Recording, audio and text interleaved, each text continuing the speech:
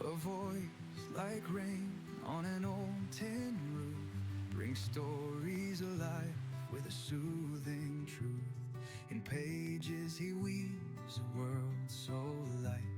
The stars lean close to kiss the night.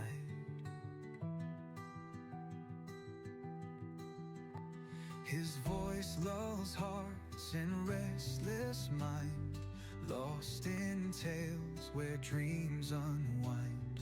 The book feather reads as shadows rise. His words are calm as lullabies.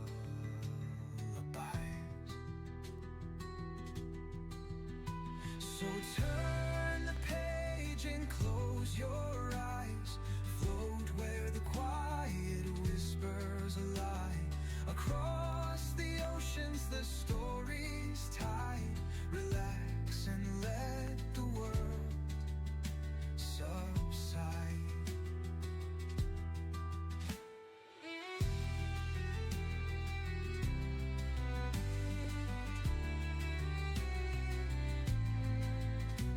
A thousand accents the moonlight bends, in words no borders, no distance ends.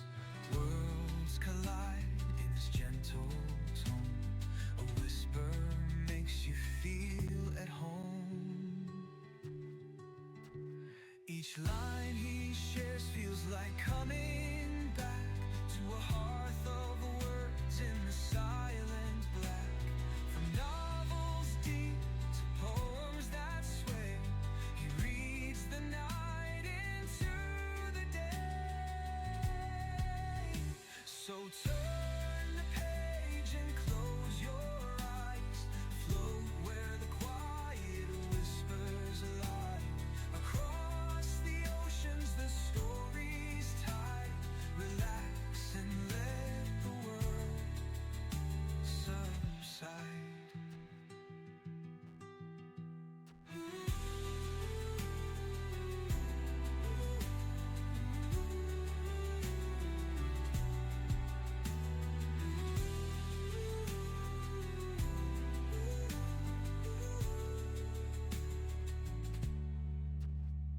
A thousand accents the moonlight bends, in words no borders, no distance ends. Across the oceans the story's tide. Relax and let the world subside.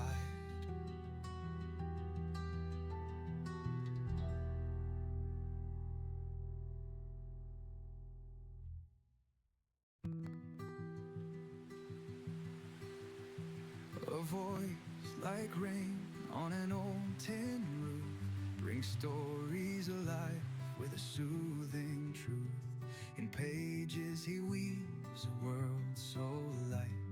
The stars lean close to kiss the night. His voice lulls hearts in restless mind, lost in tales where dreams unwind. The book feather reads as shadows rise. His words are calm as lullabies.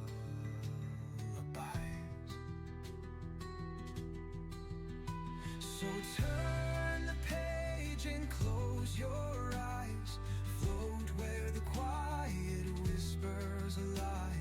Across the oceans the story's tide. Relax and let the world subside.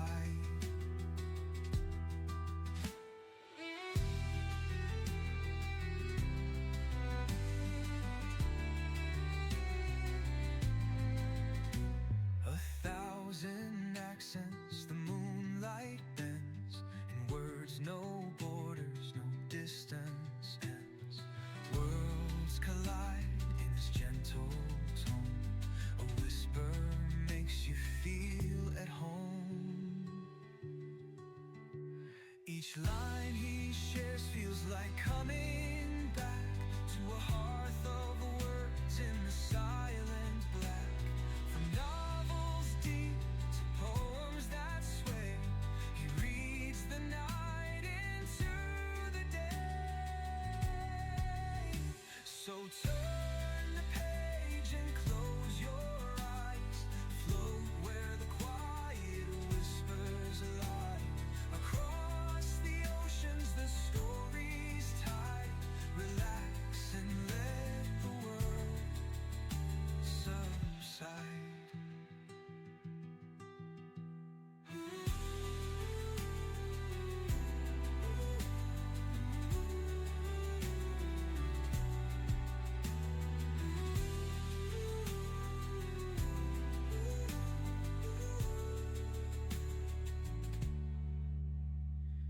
1,000 accents the moonlight bends, in words no borders, no distance ends.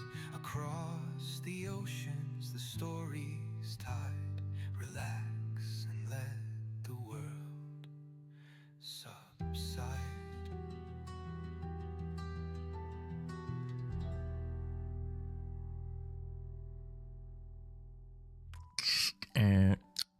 Ladies and gentlemen. All right.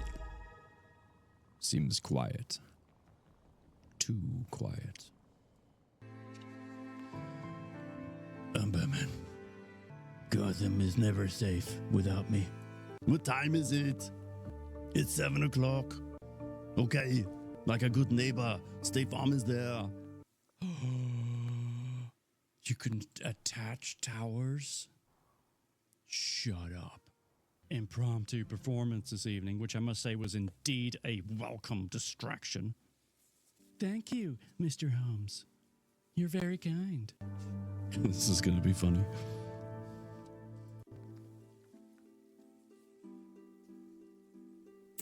Hello. My gosh. Johnny, congrats on getting first. Sorry I didn't clean your room. Well, I'm not sorry. You should be sorry. I'm not sorry. I cleaned my room, okay? But can we talk about this for a second? Jesse? Oh my god, oh my god, oh my god. Kay's here. Kay's here. Kay is here. Kay is in my stream. Kay's here. Oh my god. Kay. Hi, Kay. Hi. Okay, stay calm. Breathe. Hi, Kay.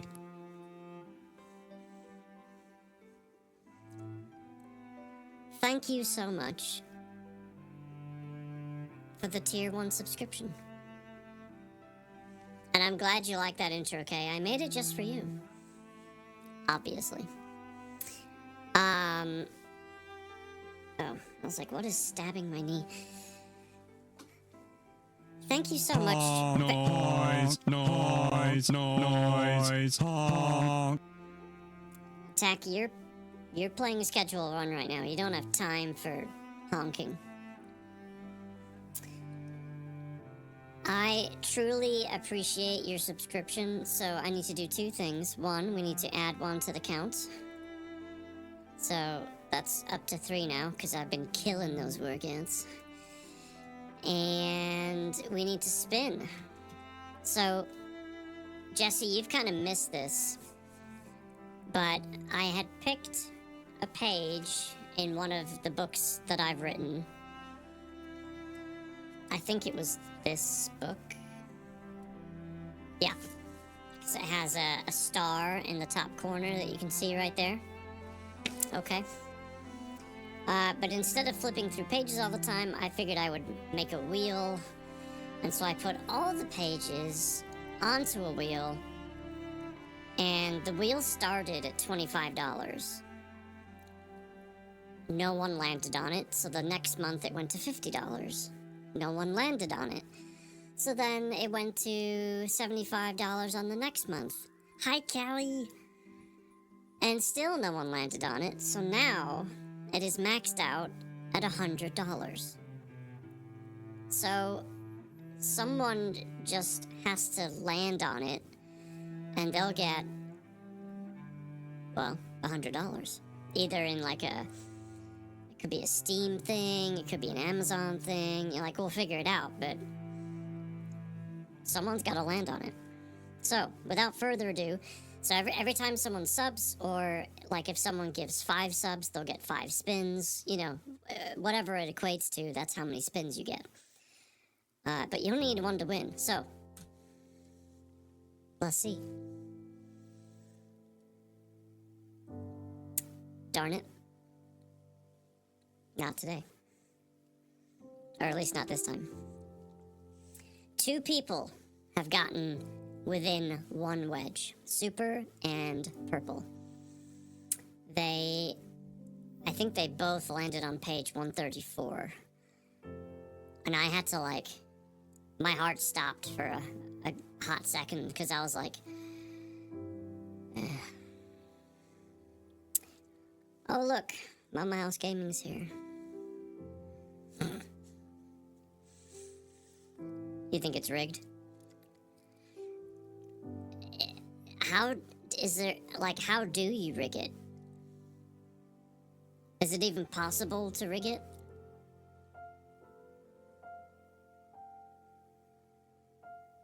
I don't know. Like, I literally have no idea.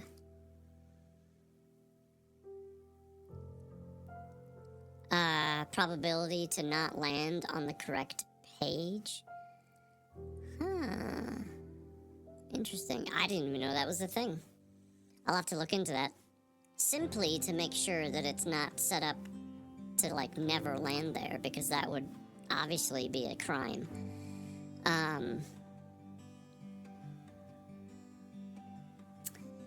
Yeah. Alright. What was I gonna say? Oh, here's your puzzle. Isn't that pretty? It's a fantastic little castle. I would like to live there. Someone just sent me a message. Oh, okay. I was hoping it was someone that was like, yeah, I want to buy one of the benches you make, but no, it's not. Which is fine. It's fine. It's fine. And that's why I need the $1 million in a helicopter. No, I need the $1 million in a helicopter just so I can A, have a helicopter, and B, have $1 million.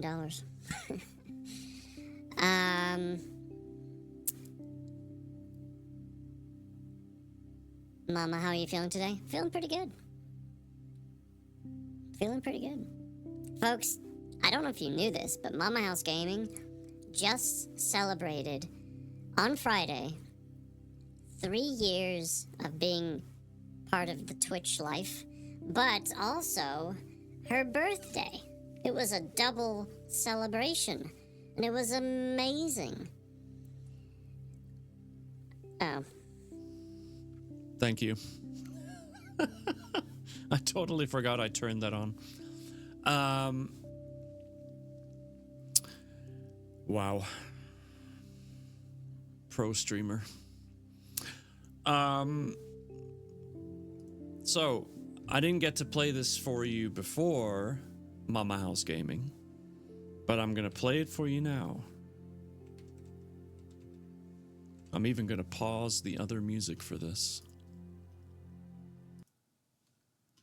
Are you ready for this? Probably not. But here it goes.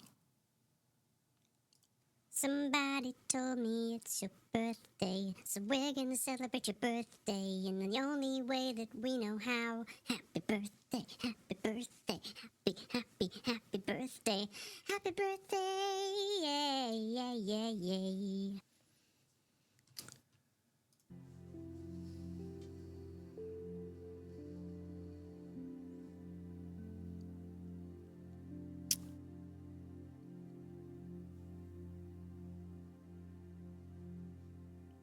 Happy birthday. I hope you enjoyed that. I know I did. All right. It is my pleasure. We're going to put that there. We're going to move this over here. And then we're going to go down here. Book bunk.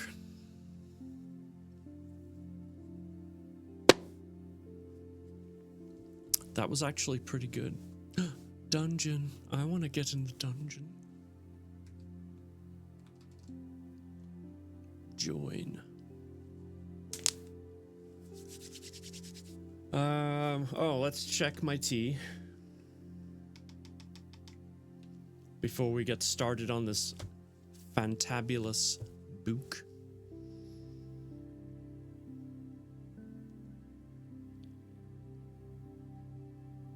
That was for Catbox? Oh, well. I'm sure she appreciates it.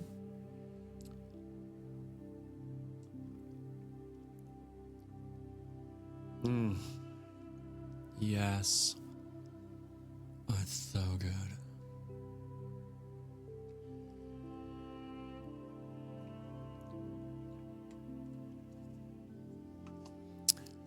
And of course, in honor of Mama House Gaming and her birthday and her celebration, let's do a quick shout out. Because she's worth it. Let's see what pops up.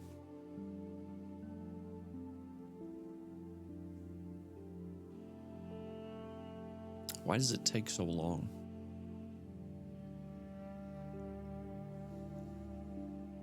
Well, you know There, what we did there, today there. when you There it hopped is. off? You hopped off and we went straight to ducks. Oh god. Mm. Guys. The duck fascination game. Ducks. Tell me why.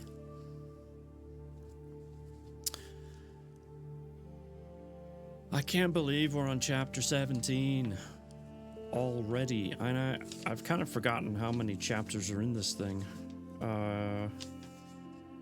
23, and then there's an epilogue on 24. Sheesh.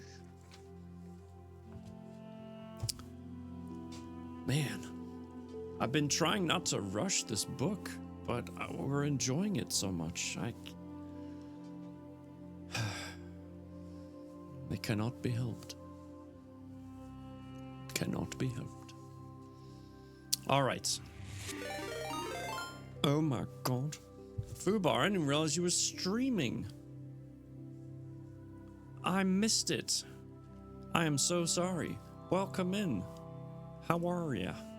Can we please get a wonderful shout out for Fubar? Thank you for that shout out. How the heck are you, sir? I drink your milkshake. I drink it up.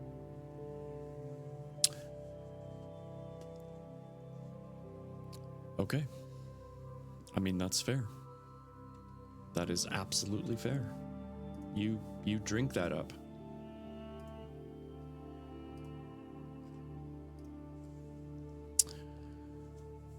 Good, but you're late for dinner. Oh, you'll never call me that. Seriously though, thank you for the raid. Go enjoy your dinner. We're just about to start reading. And now Johnny has 2 streams of me, which is better than 1. Because you get to have 2. That's why. Yes. Let's jump into our races.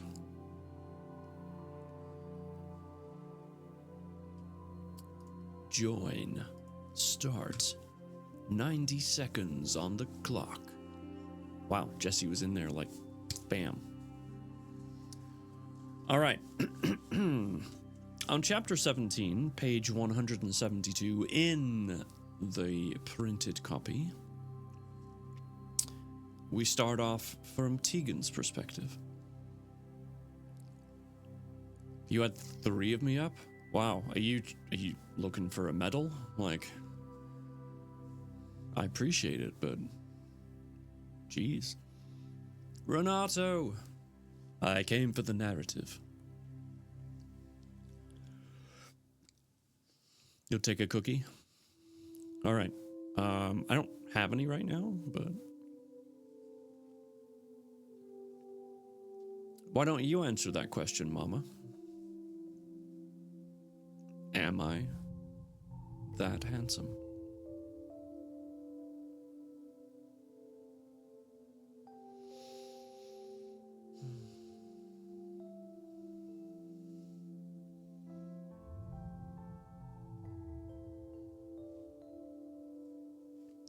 We're waiting for an answer. We're waiting.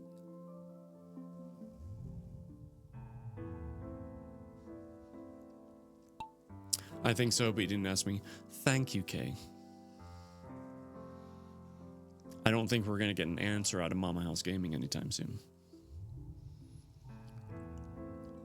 I lost. I blame the fact I'm waking up still. How does the abnormalness of the book father equate into the marbles? Adorableness. Jeez, I can read. He can't handle the truth? Wow. That tells me you think I'm not handsome.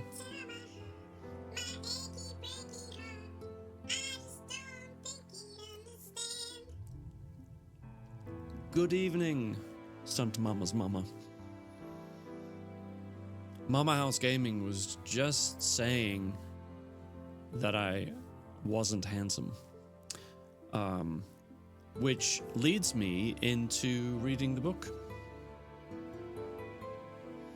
Because we're on chapter 17.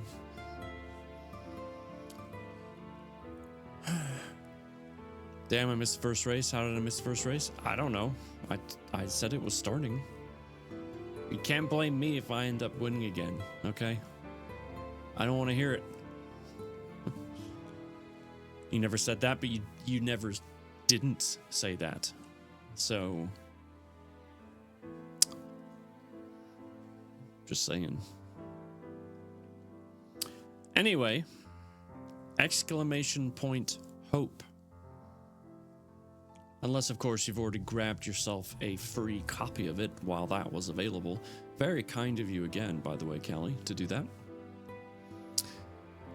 No hi for me, I guess. I said hi. Why is everyone picking on me today? Hi, Allie. Yes, I did, Mad Locust. I said hi. I may have just said hi. Hello there. Hello there. And not said your name out loud, but I said it in my head, but I still said hi. You know, I'm just going to read the damn book, okay? Is it hot in here? Are you hot? I mean, you are hot. I mean... Chapter 17. Tegan.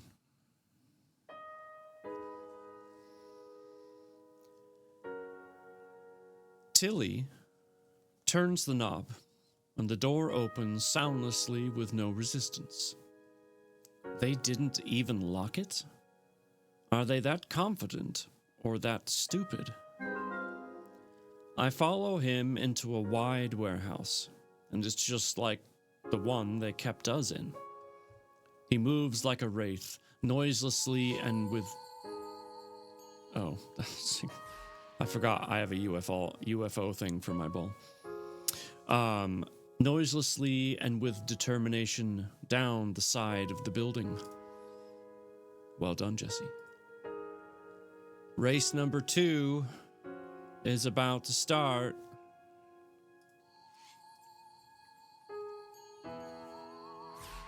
I should have asked more questions about our game plan, but it's too late. We're in the thick of it now.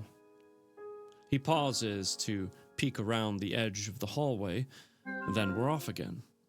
I follow the best I can, but I feel more like a drunken horse. Doesn't help that he's over a foot taller than me and his brisk walk is equivalent to my slow jog. Doesn't help at all. I'm lightly panting by the time he stops next to a closed door and presses his ear to it. I also just realized the puzzle needs to be like over here so that it stays on top and we can keep an eye on the progress. Carrying on. It's 2025. Why don't we have dish putting away robots and laundry putting away robots? For real.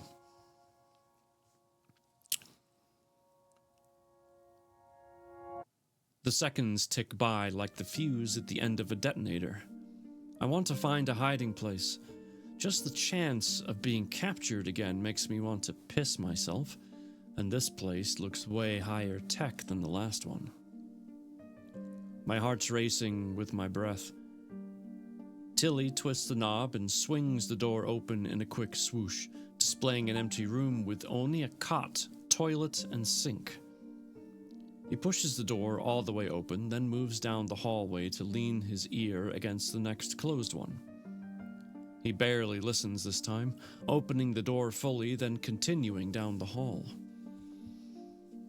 Actually, I'm surprised Tilly has to put his ear to the door, because the dude's got insane hearing, but, you know, caution is important, so. They can't all be empty. No, one of these is going to have those sick bastards testing people. My stomach tightens, and my pace slows. Rubbing my hands up and down my arms, I turn to scan the empty hallway behind us, but it remains clear. Tilly pauses when the hallway tees, cutting left and right, turning his head and checking both directions. He looks over his shoulder at me with an almost too excited gleam in his eye, shrugs at me, and turns right. Of course, he's excited when I'm barely holding myself together. What have I gotten myself into? A warehouse, I would say. He moves door to door, listening and opening doors as he passes them. Despite my nerves, this seems too easy. Maybe they knew you were coming. You know those videos of Black Fridays? That is now Costco on Sundays. That feels like Costco any day of the week, honestly. What if there are cameras and they're watching us right now? How did I not consider that before? I stop mid-step and examine the ceiling in front and behind us. Tilly gives me a confused look but moves on to the next door unfazed. I don't see any in this hallway, at least, but we could have passed one on our way in.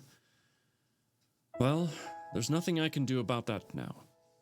They either know we're here, or they don't. I rush to catch back up with Tilly. You don't have a membership? We have a membership. Oh, yes, we do. And it gets used way too often. Oh. Do I see a stunts mama's mama winning a race? I do. Well done.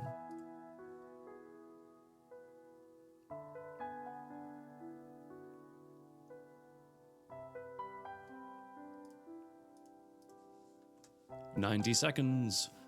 Used for chocolate cake. That's definitely on the list. I actually have some in the fridge upstairs. Shh, don't tell.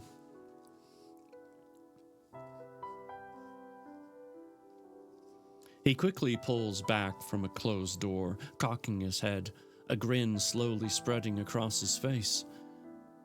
Oh no. Something's in there. He grasps my arm and pulls me to the other side of the hallway, his enormous frame leaning over drastically so he can whisper in my ear. Surprise is our advantage. I'm going to throw the door open and go in swinging. You stay in the hall and block any of them from leaving. And if you see your friend, please identify her quickly so I don't hurt her. I gulp and whisper, Them? He nods, his grin widening, and bounces from foot to foot. Is he crazy? Goosebumps break out over my arms. I've let myself follow an insane man I barely know. What the fuck am I doing? Elena. I'm here for Elena. She needs me. I never allowed myself to care for anyone but myself. Until her. And Wyatt. His image and smell crystal clear flood my mind. I shake my head. Now is not the time for that distraction. Even if he was a great distraction. That's over with, and I need to focus. On Elena. This mission. Tilly tries the knob, but it's locked. He looks back at me, making sure I'm across the hallway from him. Make sure I'm across the hallway from him and nods, questioning if I'm ready. I silently bob my head yes. I can't really tell him no, No matter how much I want to run from here, we have to find Elena. I suck in a breath, and it freezes in my lungs. Tilly presses down on the handle. With a loud crack, it snaps right off. He tosses it to the floor, shoves the door open, and disappears inside. I'm kind of imagining one of those movies where the door kind of closes, and all you hear are the sound effects of like whap, thump, kapow, and then like a table skidding across the floor, and then more kapoof, kapow, and then like a body, maybe two bodies, being thrown through the door one at a time. You know what I'm talking about, right? Yeah. You know. The air rushes from my lungs and hair rises on my arms from the growling and hissing. What the fuck? Tilly's baritone voice is louder than expected, and I glance down the hall, making sure the coast is still clear. I approach the open doorway, my eyes bulging at the state of the three individuals inside. 2 men and a woman, rabidly biting and clawing at Tilly. He swipes his leg out, taking the woman to the ground while punching one man in the face, with such force his face caves as he drops to a dead heap. Damn. That must have been one hell of a punch. Like the good old Batman comics. Yes. I knew you guys knew what I meant. Tilly grabs the other man by the throat, holding him at arm's length. I'm frozen, slack-jawed, just staring at these individuals. Both men have gray, ashy skin, and the woman's a deep, murky yellow. They all have longer fangs like Tilly's, but they're nothing like him. The woman's dazed, but slowly righting herself, while the man in Tilly's grip gets a good kick to Tilly's stomach. He's barely phased, and slams the guy into the floor as the woman rushes him. With the fluidity of a dancer, Tilly spins, kicking her back across the room, and lowers himself atop the man. The first man is still lying motionless by the bed with a puddle of blood pooling from his head. That's because he's dead. The woman is now unmoving in the corner. She's probably just unconscious. Tilly's sitting atop the man, pinning and restraining his hands. Please tell me that's not your friend, he asks through his teeth, voice strained and agitated. I unfreeze. No, I don't know any of them. Oh, good. He snaps the man's neck with one quick motion. Please state that sooner next time. He jumps to his feet and snaps the woman's neck, then stretches and turns back to me. The bites and scratches from the scuffle are now nothing more than dried blood on healed skin. I thought I healed fast, but that? He sighs heavily, looking back at the bodies, shaking his head in disgust. What was the matter with them? They're failed experiments. His tone deepens and his muscles flex, the veins straining against his skin. They're trying to make the species stronger and more controllable. His growing hostility is a tangible force beating against my skin. I step back into the hall, needing more space. His fists clench, and he turns back to me. Mostly, they're just making monsters. Let's continue. He moves around me, avoiding touching me. Tell me sooner if you recognize anyone. I flinch at the bite in his words, but nod in agreement. Tilly rips the next door open, the wood splintering and cracking, revealing an empty room. He didn't even listen first. Are we not doing that anymore? Is he not concerned about being quiet now? He kicks in the next one, wood shattering to reveal an empty room and spiking his wrath. His reddened eyes glow brighter, and I cower from his growing rage. I mean, at this point, is it even worth trying to be silent? Element of surprise. Gone.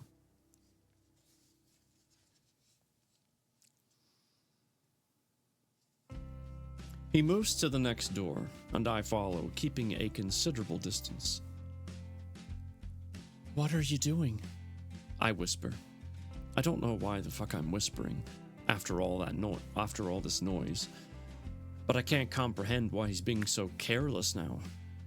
My normal voice wouldn't come close to the ruckus he's making. "Finding your friend and taking out everyone else in the process." His voice drips with venom. I gulp, then whisper, "Everyone?" My voice still refuses to go any louder. Maybe I'm just in shock. Maybe I'm just in shock that Kay won a race.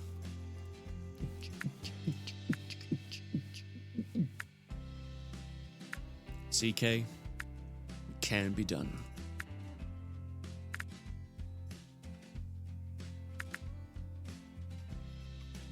I love how the sentences in the book somehow manage to correlate to me being able to say something about a race.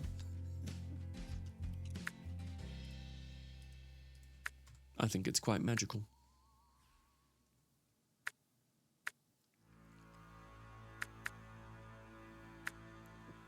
Oh, so good.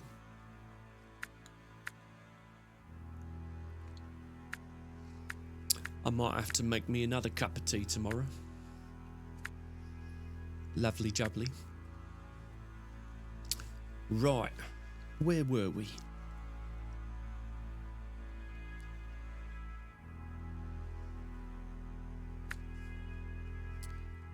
Maybe I'm just in shock?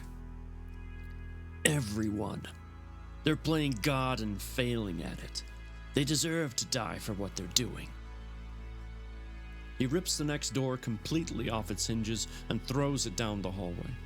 It bounces twice with an ear-piercing screech, slides to a stop. 6 of the monsters turn towards us. The excited chatter of their vibrating teeth sends chills up my spine. Tegan! I jump at Tilly's yell. No. Sorry, I don't know any of them. He growls, nostrils flaring, and enters the room. I'm frozen, watching from the hallway. Limbs fly from bodies. Necks snap, screams echo in confined space. I should help more, but the only movement I'm able to make is covering my mouth. A feeble attempt to prevent my dry, heaving form turning into vomiting. Blood splashes and coats the concrete floor. Bodies drop with wet thuds as Tilly makes his way around the room in a blur of motion. He doesn't sound like the guy you want to piss off. That's all I'm saying. I shake my head. He's not human. I mean, neither am I, but he's something else. The strength, speed, and power? I'm trembling by the time he enters the hallway again. He briefly stops and winces, shoulders sagging at my expression. Then he turns, averting his eyes, and continuing down the left side of the hall toward the stairs leading to a second floor. As one does. He kicks in 2 more doors and rips another clean from its hinges, but all the remaining rooms on this floor are empty. Tilly pauses at the base of the stairs and waits for me to step up next to him. He leans down to whisper in my ear and I flinch. He recoils with a stoic face, then nods at me and leans in slower. I'm not going to hurt you. My mouth is so dry I can only nod. A shout from above has me jumping, and my gaze drifts up the winding staircase. People frantically shuffle around up there, but I can't make out what they're saying. Hey, eyes on me. I try to focus on him. I know you're scared, but I won't hurt you, and I won't let them hurt you. Do you understand? I nod. Good. We're going to go up, and I'm getting some answers from people before I silence them. I just need you to block the exit and let me know if you see anyone you recognize. Can you do that for me, Stepmama's mama?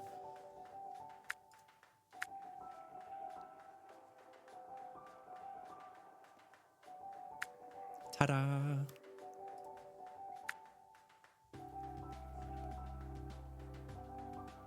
Oh, I took the kiddo and one of his friends to go see the movie Sketch yesterday. Was that yesterday? Yeah, today's Sunday. It was a pretty good movie, actually.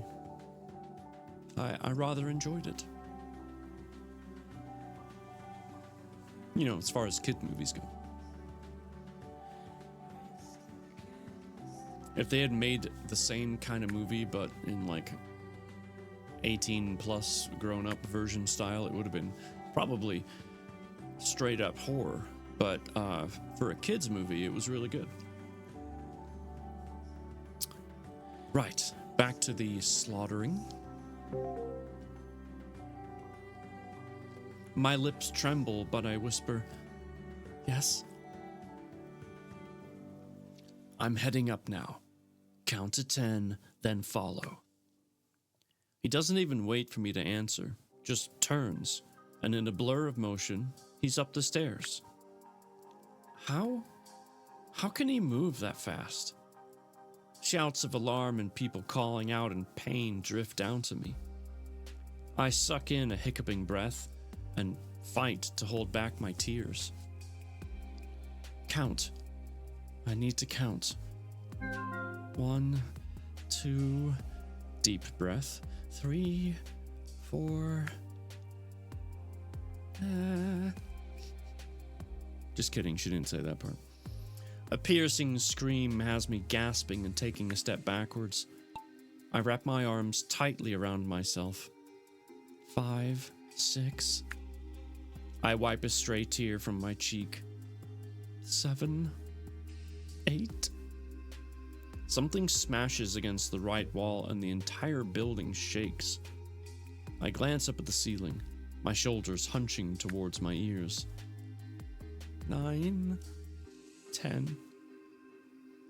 Forcing myself forward, I place a foot on the first stair and grip the railing like it's a life preserver. Okay, I've got this. Talking myself up more and more with every step, I turn with the winding staircase and the top floor comes into view. My steps falter and freeze at the sight of the carnage. All the side doors are kicked open or ripped from their hinges. I force myself onward, but my pace slows.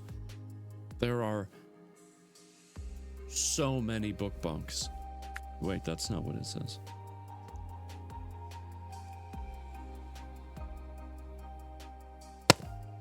Ow. Why do I even do this to myself? Like, I put that there. Honk, noise, noise, noise, honk. Thanks, Corgi. Oh, that was a good neck pop. There are so many bodies. From the left to the right, bodies lie scattered around the floor, blood oozing and gushing from each. He did all of this in only 10 seconds? One security guard is alive but restrained against the back wall in front of locked double doors, not blocked, locked.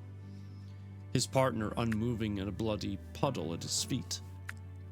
Everyone's slaughtered. Like you said, you did this to yourself? Yeah, should probably talk to my therapist about it. Tilly has the remaining person pressed against the wall in a chokehold. his white lab coat a stark contrast to his deepening pink cheeks. Tilly's fingers flex with ease, and the man takes in a gulping breath of air, his feet dangling and kicking frantically. I come to a stop at the top of the landing. It's hard to make out through the copious amounts of blood, but I think I see lab coats on 3 of the unmoving forms. 10 seconds. It took Tilly 10 seconds to not only restrain 2 people, but kick down doors and butcher everyone else. 10 fucking seconds. If I'm being generous, including my worrying, maybe 15 seconds, but still. My mouth's ajar. I slowly step around a growing puddle of blood, taking in all the bodies littering the ground. And I'm supposed to be safe with him? Now, Doctor. The man's eyes immediately glaze over, his frantic grabbing and kicking ceasing. What's behind those locked doors, and why the need for 2 guards? Is it to stop Jesse from winning races? 'Cause I don't think it's working.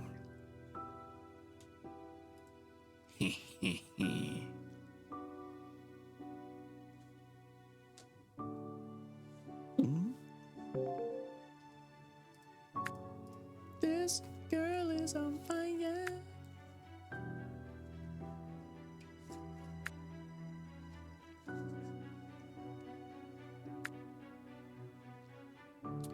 Tilly relaxes his hold on the man's throat, enough for him to speak, but he's still pressed against the wall with his toes barely brushing the floor.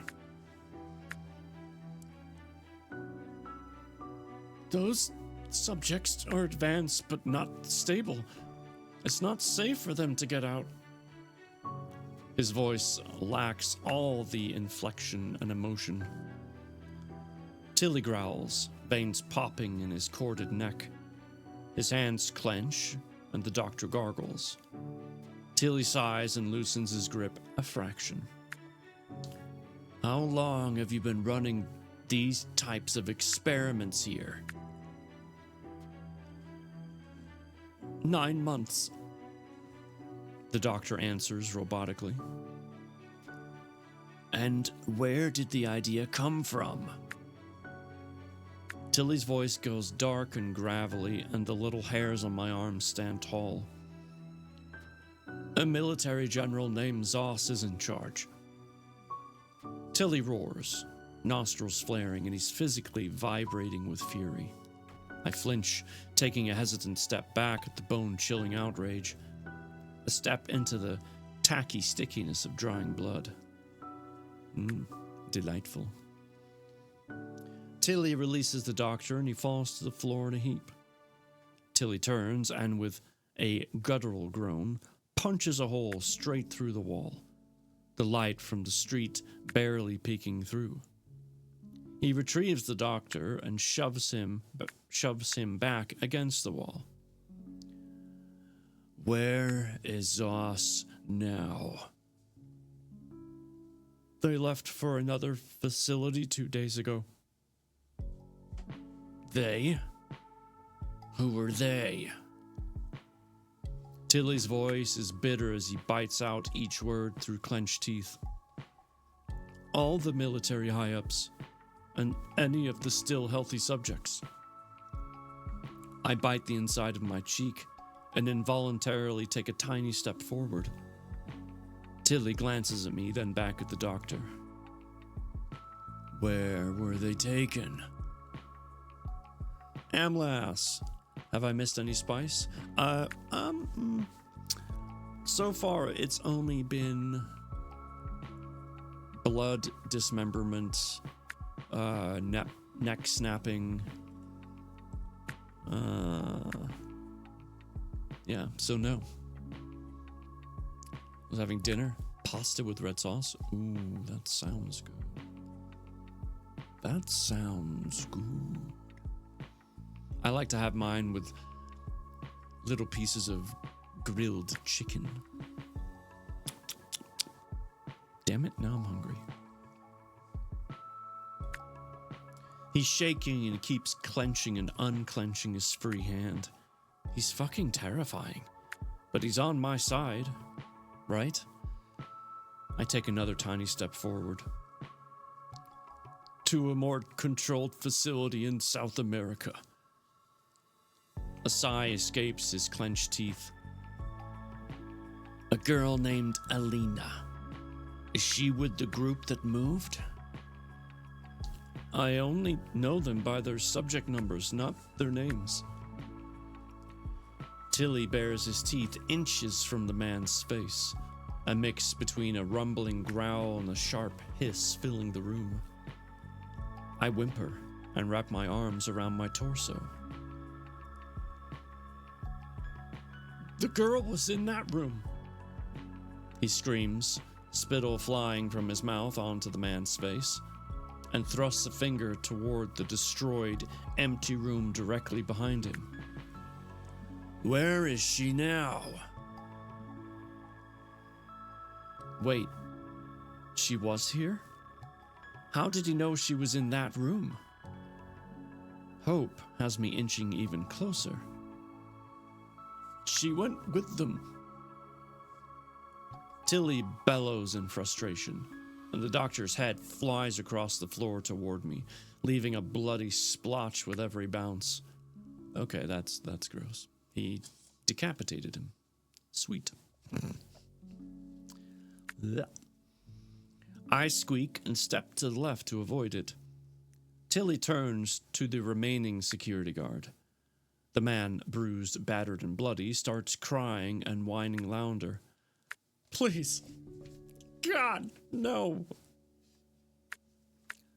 Tilly's rage boils higher and his veins and muscles become more defined and pronounced. Your god's not here at the moment.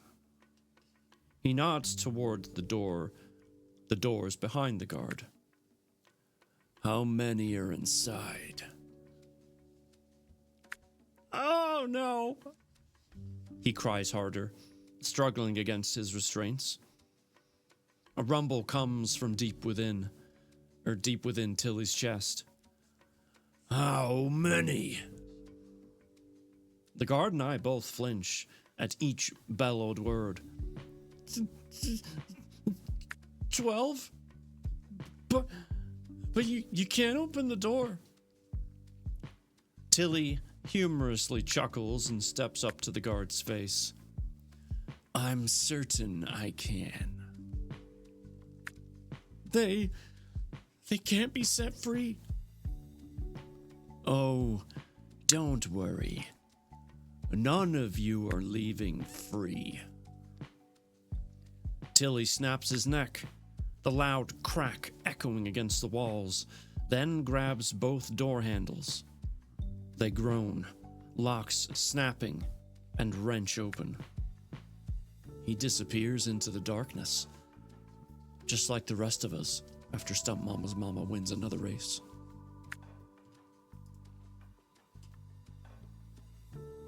The darkness.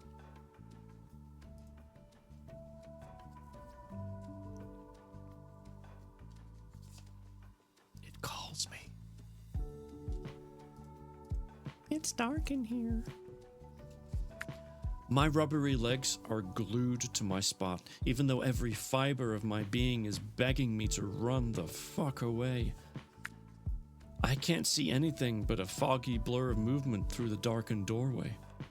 But the sounds. I've never wanted to flee more, and I've done a lot of running from Patrick. The grunts, hisses, thuds, growls, screams, and crackings send goosebumps over my skin. I could run now while he's distracted. Get the fuck away from him. But what about Alina? I need him to help me find her. One woman sneaks out of the broken double doors and pauses when she sees me. Her shoulders hunch up, and she rushes me with a speed I don't possess. My body tightens and tenses. I lift my arms up and squeeze my eyes shut, preparing for the blow, but it never lands.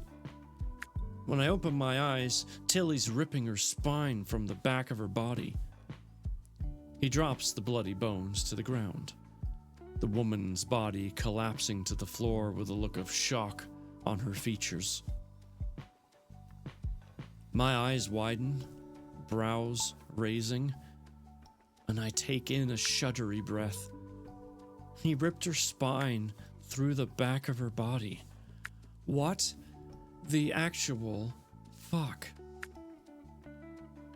He shakes some of the gore from his hand. Were any of them your father?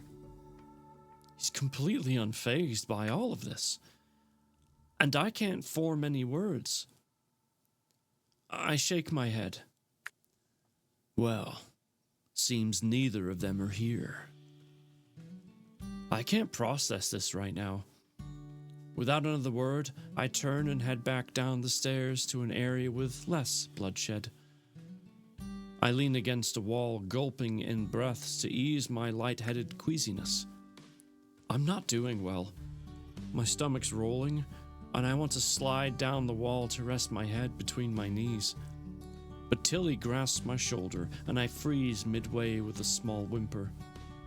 He releases me instantly. You can't sit here. We need to go. I shake my head, but the grayness wafting down the stairs and curling ribbons of smoke stops me. Tilly nods and helps me stand, pushing me forward on unsteady legs. I barely take 3 wobbly steps before he scoops me up into his arms. I tense, but don't fight him. It would be pointless. He carries me back through and out of the warehouse and sets me down next to our parked car. My gaze remains locked on the burning top floor of the building. The crackling roar and growing eerie glow of the growing flames, a sharp contrast to the dark, quiet street. I'm frozen in shock. This was all for nothing. Oh, except I learned how fucking terrifying little Tilly is. We need to leave. Tilly opens the passenger door for me, but I don't move. What all just happened? What does this all mean? We didn't even find her. My nose scrunches, stinging, the sickening odor growing in the air as the flames dance against the night. He nudges my shoulder, pressing me closer to the open door. Get in, Tegan. His voice is gentle. I numbly drop into the seat, my brain racing, trying to process everything. It needs to catch the fuck up to where I am and what the fuck just happened. He walks around to the driver's side, and the only thing I can focus on right now is the fact that he's drenched in blood. And this is a rental. Oh, it's always the rental. Did you get insurance? I freaking hope so. Out of everything that's happened, that seems like the stupidest thing to hyper-focus on, and yet I can't yet process anything else. Everything else. You're going to get blood on the seats. Huh. He shrugs. I am. He drops into the seat next to me. Tilly pulls away, and we ride in silence for a few minutes. That was all such a waste. Where is Alina? Where is Patrick? And what are we going to do? What the hell is Tilly? Can I even trust him? What am I going to do? My stomach clenches, an ache growing. Something isn't right. Maybe my body is just coming down from the entire ordeal. I've been through a lot tonight. But the discomfort gets worse. The ache transforms from a dull sensation to a piercing, sharp pain. My insides feel like they're being scraped, like I'm being skinned from the inside. It's fine. It'll pass. Just like Stunt Mama's Mana, winning all the races, it'll pass. Maybe. Oh, look who's here. Hello.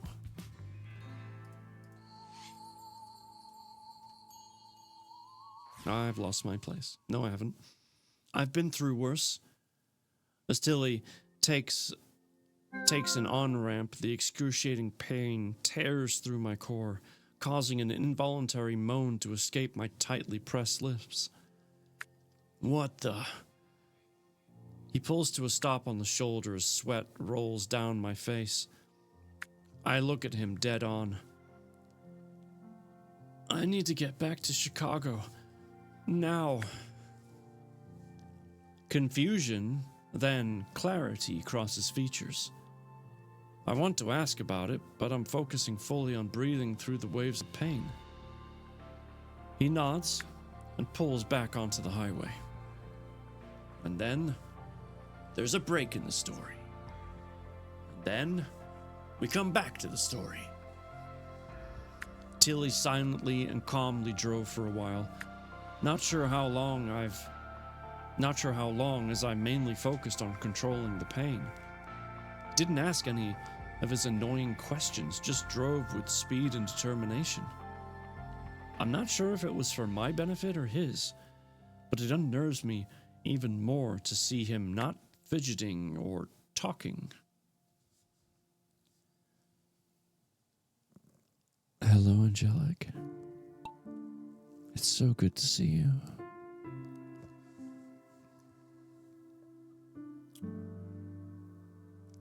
Maybe he could tell me I'm not doing well enough to handle it at the moment. Though the fluctuating levels of agony have stabilized and I've even been able to breathe and manage it. But just barely. Something is wrong. And he knows it too. Gonna make me swoon? Only if you want me to. I should be terrified of him and demanding my space. Something's not right with him, but he's kept his word. He's helped me, he hasn't hurt me, and he didn't let anyone else hurt me. Another wave of cramps assaults my inside, and I grasp my midsection. Panting, I pull my legs onto the seat and rock myself from side to side. Tilly glances at me from the driver's seat, but doesn't say anything. Resting my sweaty face against the cold glass, I close my eyes and try to sleep through the pain. Wyatt's face flashes through my mind. My eyes fly open and I cry out in agony. Tears stream down my cheeks and I claw at my chest. It feels like I got impaled down the throat with a fucking fire poker. Wow, that's a visual. I can't breathe. And it burns. Oh, God, it burns. What the fuck? Tilly jolts, jerking the wheel. He grabs my hands, pulling my nails away from the torn flesh on my throat and chest. Because Callie won. And no one can tell us why.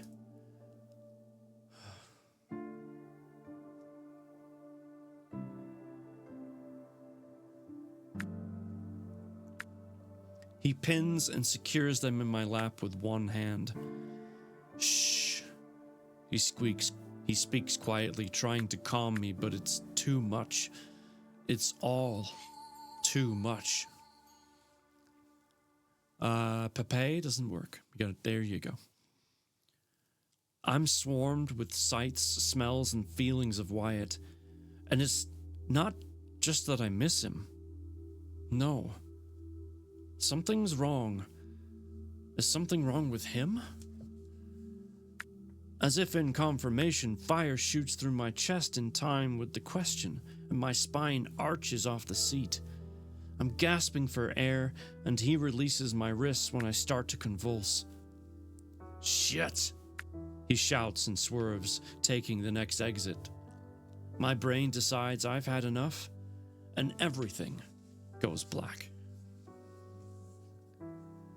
And that, folks, was chapter 17, which is in good timing because an ad is about to start in less than 20 seconds. What a chapter. Callie, does not surprise me in the slightest that you say that was your favorite chapter. What a ride.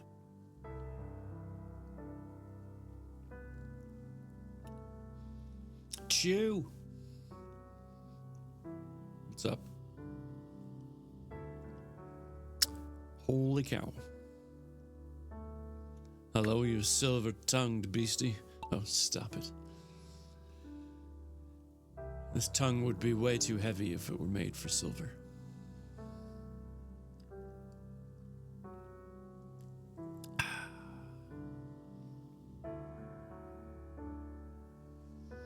That was a fantastic chapter.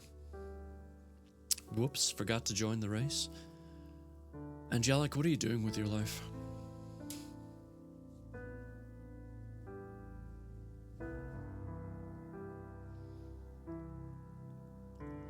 How goes? Killed any automatons lately?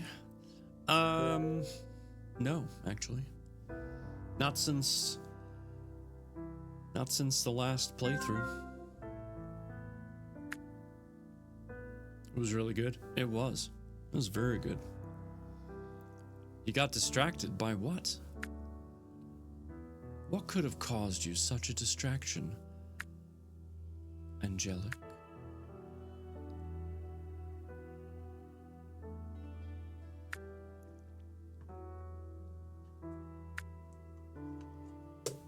Do tell.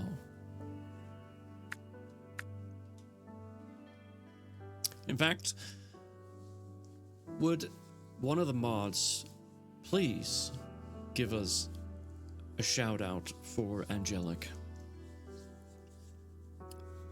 Your voice and I'm writing poetry and ideas for a story. Lovely. It sounds quite magical. Let it flow.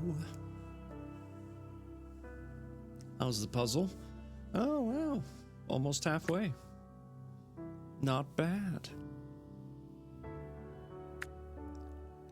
Perhaps I should have increased the pieces.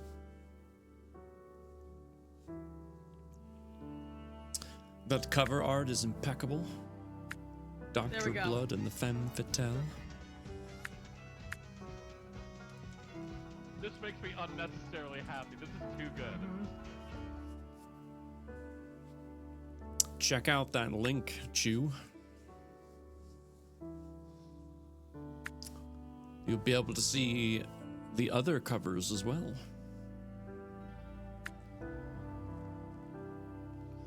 Callie O'Connor is the author, by the way. The one and only.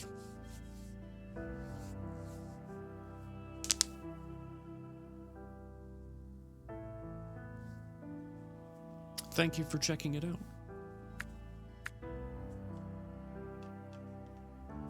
I just can't let this tea sit there unsipped. It's too delicious.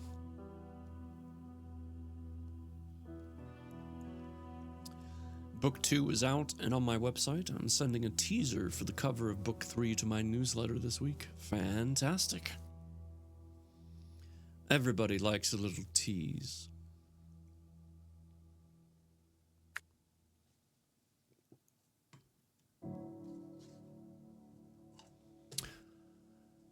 And personally, I enjoy a little cuddle, little squeeze.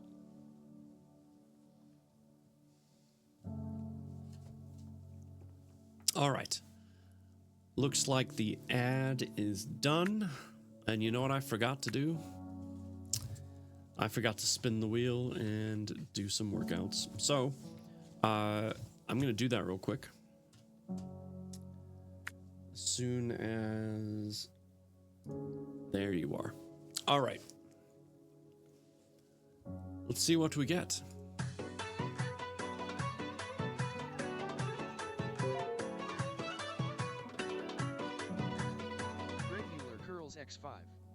All right. First one is regular curls.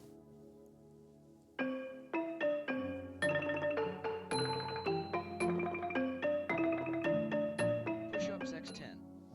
Push-ups times 10. And since there's only one left, we may as well...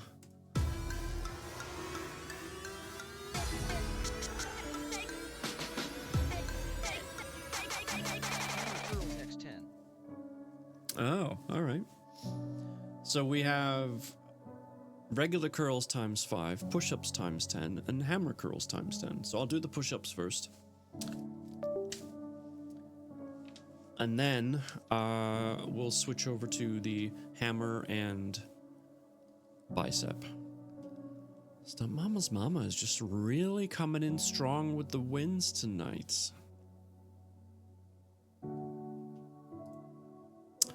I'm sorry, Kay. Yeah, there's still a chance. You just gotta get in there. You gotta do the thing. 90 seconds on the clock. Let's do this.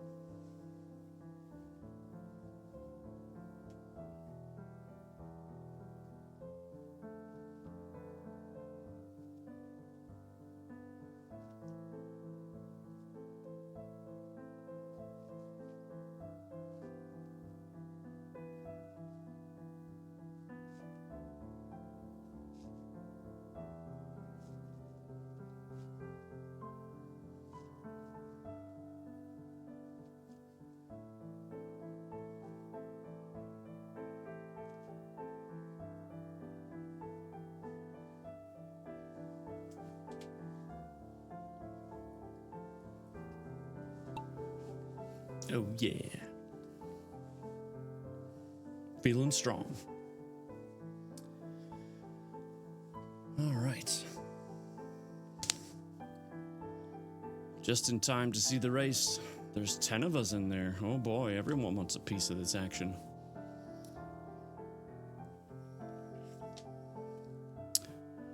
Thank you very much. Thank you. Thank you.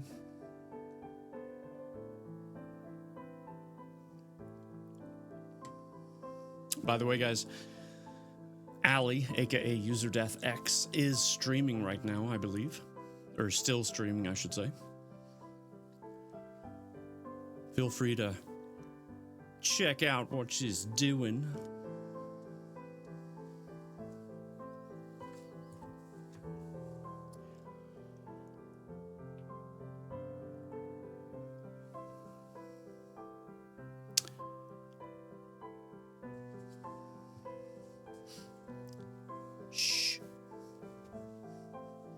Yush. Don't tell me to yush.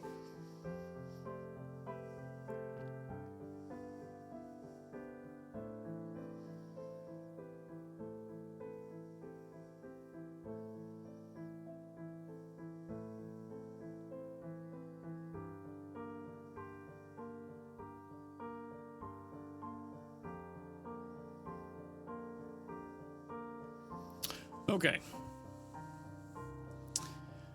Lifting our spirits with a good read and our blood pressure with a workout session on display. That is the goal. That felt pretty good too. I don't normally like show stuff off because I don't really got much going on here, but that felt good. You know what I mean? That just felt good. AIM, what's up, man? Can we get a shout out for Mr. Average AIM, please? The guy is just a joy. How are you, sir?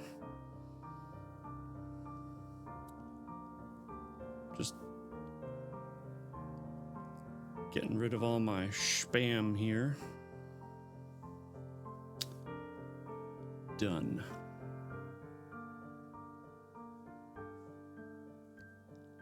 Get out of here.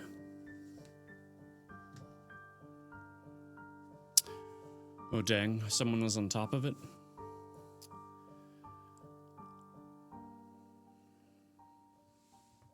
See, and did you... Oh, here it is. Here it is. This is it. Oh, I remember that game. You going up or down? Oh! I died so quickly in one of those games.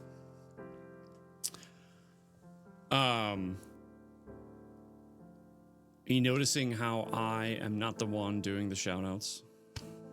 Aren't you proud of me? I'm proud of me. It's a lot of, you know, like willpower to stop myself. All right. We are on chapter 18, starting off from Wyatt's perspective. I'm not sure if we'll switch over at any point, but we'll find out. Here we go. My calf's aching from the pressure I'm pressing into the gas pedal. Just a little faster. Something's wrong, I know it. I feel like I'm being sliced open for surgery. Precise, deep slashes. Every second, every minute, a deeper cut.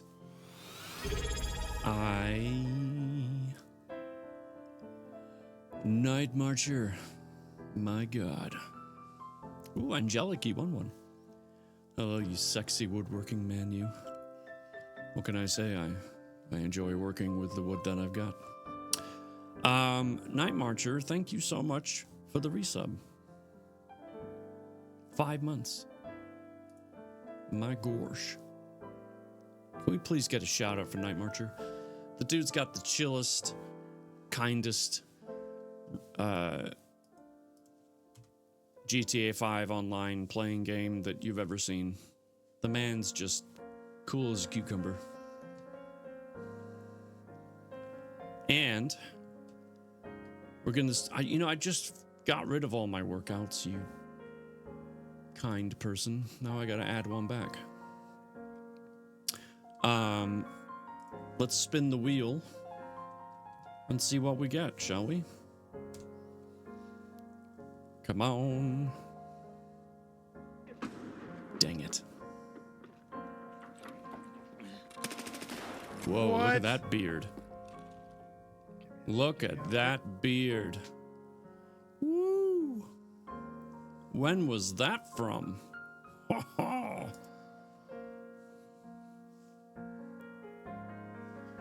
My goodness. Oh, and since we're at it, I am going to do one shout out. Okay, don't yell at me. No, but I just started officially streaming constantly. I got friends like Johnny and Troll, and like they back me up a lot, so that's why I officially. Renato, we need to get you some more clips. All right, back to Wyatt and his surgery-like cuts.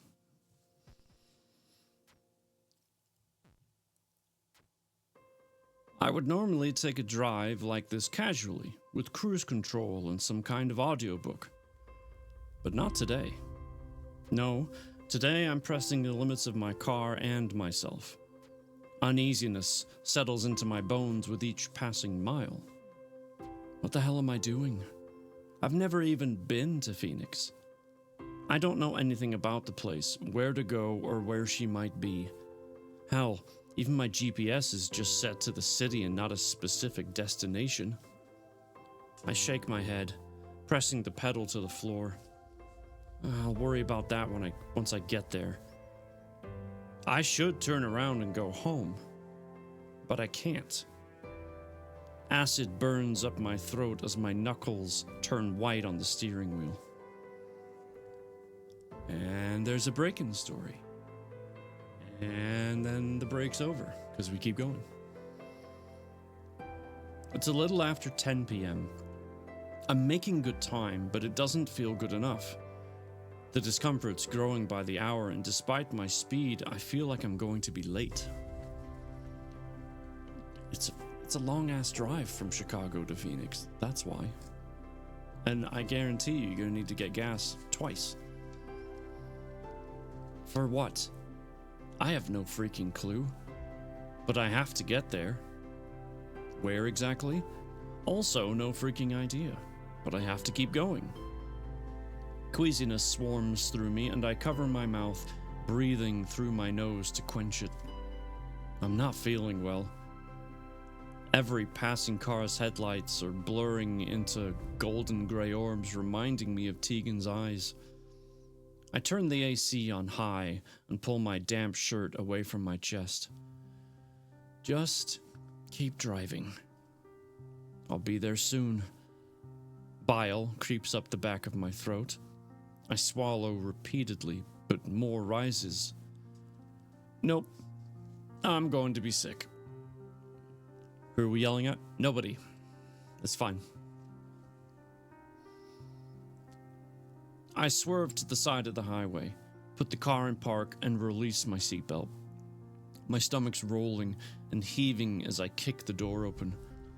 I barely make it out before my insides revolt.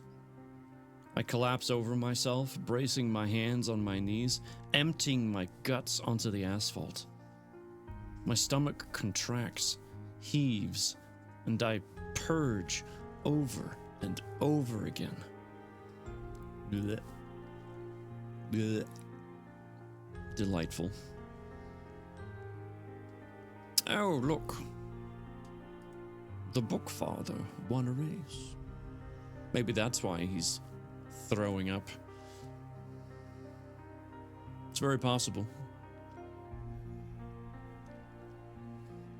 It's the first one I've won. Calm down. I think.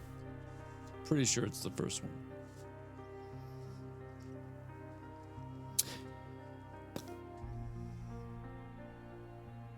What the hell? Is this some kind of food poisoning? I haven't even eaten this entire trip. I don't have time for this. I need to get back on the road to Tegan. Just the thought of her has my stomach in knots. I drop to all fours and dry heave. My stomach has nothing else to give. I shiver with the chill and slump back to sit on my heels. My pulse is racing, my heartbeat pounding in my ears, and I choke for air. I rock back, dropping on my ass and bury my head between my knees, trying to calm the vertigo, when I'm struck by an overwhelming sense of dread. Lifting my head, I glance around, but there's nothing to fear but getting hit by a drunk driver who doesn't see me sitting on the side of the road. I don't think you realize how possible that really is. I groan, pressing my back against the car as my chest tingles and my fingers go numb. Oh, bro's having a heart attack. And then I'm hit with more. The feeling's heavy, like a wave of humidity, fear, panic, horror, the urge to flee. Or he's just feeling everything she feels. What the hell? My head whips left and right, making sure I didn't miss some kind of threat. But there's nothing. The night is silent and still besides the cars passing by. Why am I feeling this way? My body's trying to tell me something. It's like the last night with Hope. Nope. Don't think about that. Don't go down that path. I shake my head. Could it be Tegan? My stomach convulses again at the thought of her. No. Oh, no. What's happening to her? Why did I let her go off on her own? Well, not on her own, with Tilly. What was I thinking? I lean into the car, the nausea and pain subsiding only to be replaced by memories of hope. I brush her blonde hair from her bloody face as her last breath rattles out. My arms squeeze tighter, as if I can hold her spirit in her body. The sirens are distant, but they're coming. If I just hold on tighter, they can save her. The coldness of the asphalt soaks through my jeans, and the reality that she can't be saved dampens my soul. I hug her closer, tears streaming down my face to splatter against her cheeks. This is all my fault. We should have left earlier. I should have been stronger and told her no. This can't be happening. Why? Why her? What did I do to deserve this? Take me instead. No one would miss me anyway, not like her. Please. No. Don't let her leave me. The cool air dries her blood on my skin, its tackiness coating my hands, the hard metal behind my back. No, that's not right. I blink repeatedly, clearing the grotesque memories from my mind, and push my back more firmly against the cool metal door. Be here now. Tegan needs me. I look across the darkened highway and take one deep breath after another to calm myself. I'm here, now, and alone. Using the car for support, I inch myself to standing. I want to keep driving straight to Phoenix, but there's no way I can in this condition. It feels like food poisoning mixed with a brutal beating. Every muscle in my body aches, and my stomach continues to convulse as if there's still more to expel. I'm not sure what caused this. I hardly ate anything. The sign for the next exit shows a gas station and motel. Maybe some rest and ginger ale will help me enough to get back on the road sooner. Panting, I drop behind the wheel and head for the exit. My limbs are trembling and sweat rolls down my neck as Angelic wins another race. And you thought it was rigged. You finished the puzzle? Why didn't it tell me? Hey, there it is.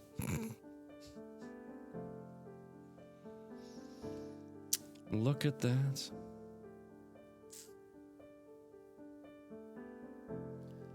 That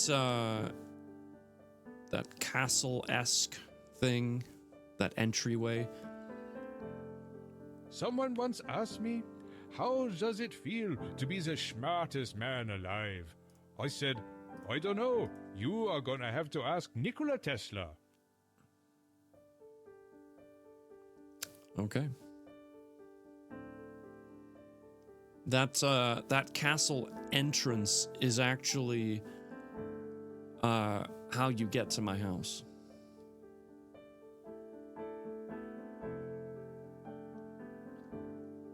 Pretty cool, huh? Well done, puzzlers.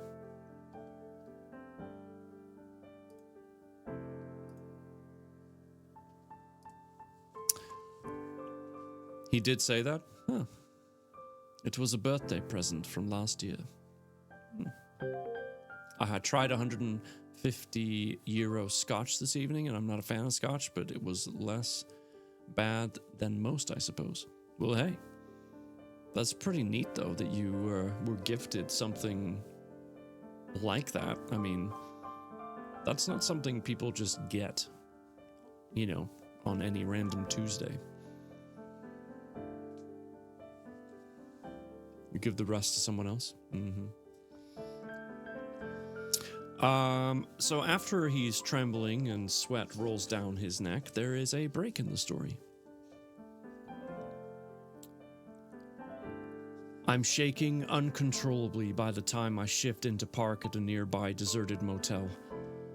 The lights from the gas station to the right are so blinding, I swallow a bit of bile, threatening to come back up and remove the key from the ignition. I wanted to get some ginger ale, but I need to lie down as soon as possible. I pull a piece of gum from the glove compartment, the peppermint freshiness easing some of my nausea as I exit the car.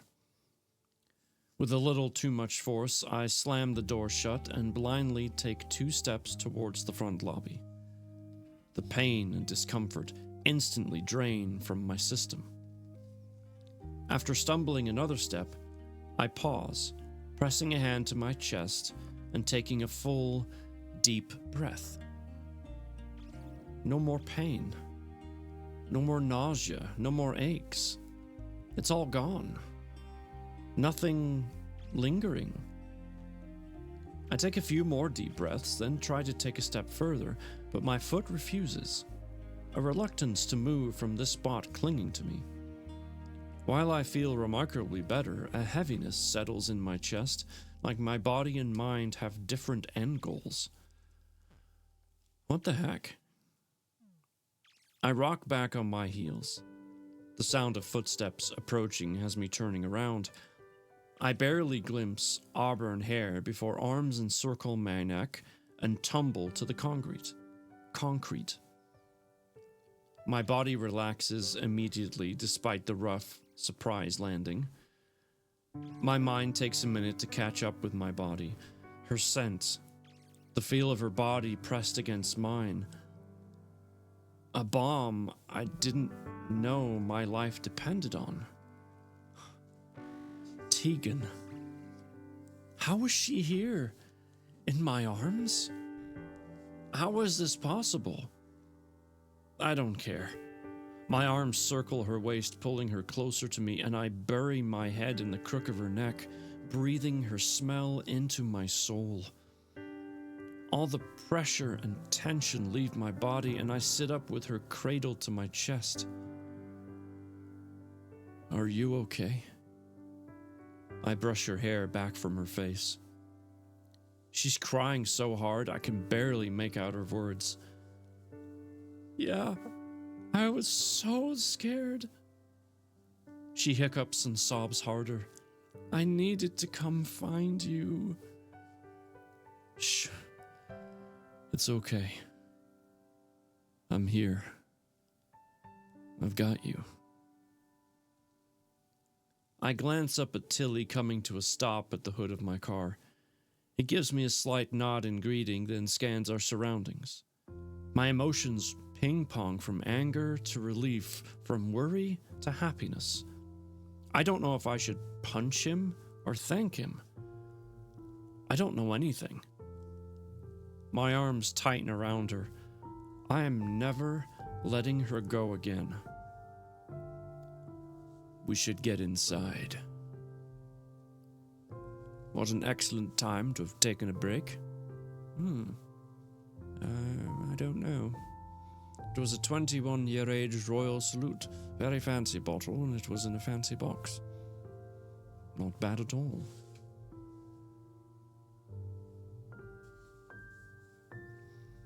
His voice is dark and lacking his normal humorous snark.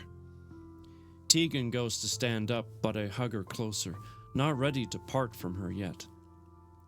Pulling my feet under me, I stand with her still pressed to my chest.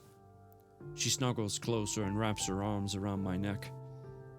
Tilly walks backwards towards the motel room, still scanning every inch in front of him. Is he worried about them being followed? My stomach clenches. What happened to them?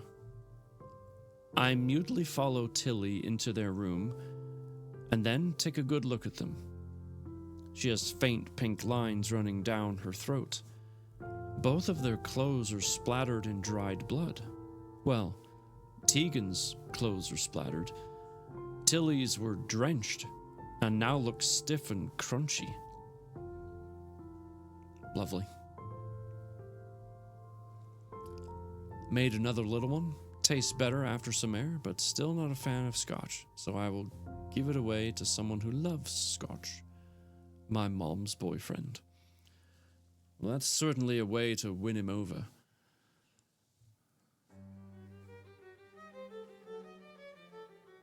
Come, lad.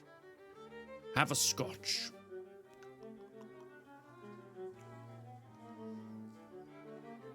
Oh, Callie. Well deserved. Silently fighting in the background. Doesn't that just excite your marbles? Or maybe that's just the next race. Race number 14. Good luck.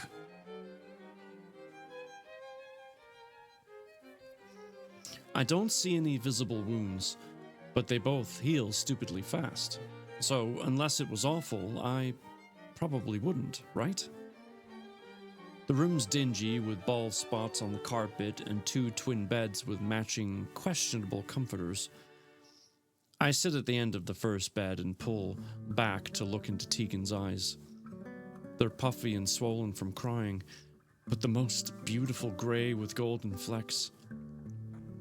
I cup her chin, brushing my thumb over her cheek. Tilly steps inside, closing and locking the door behind him. Are you hurt? Concern is thick in my voice.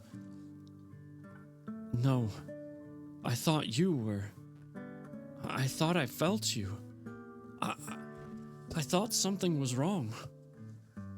Her voice cracks on every other word. I was worried about you. My grip tightens around her hips. I felt something too. She cuddles in closer to my chest. I'm fine now. I felt sick, achy, and this growing dread.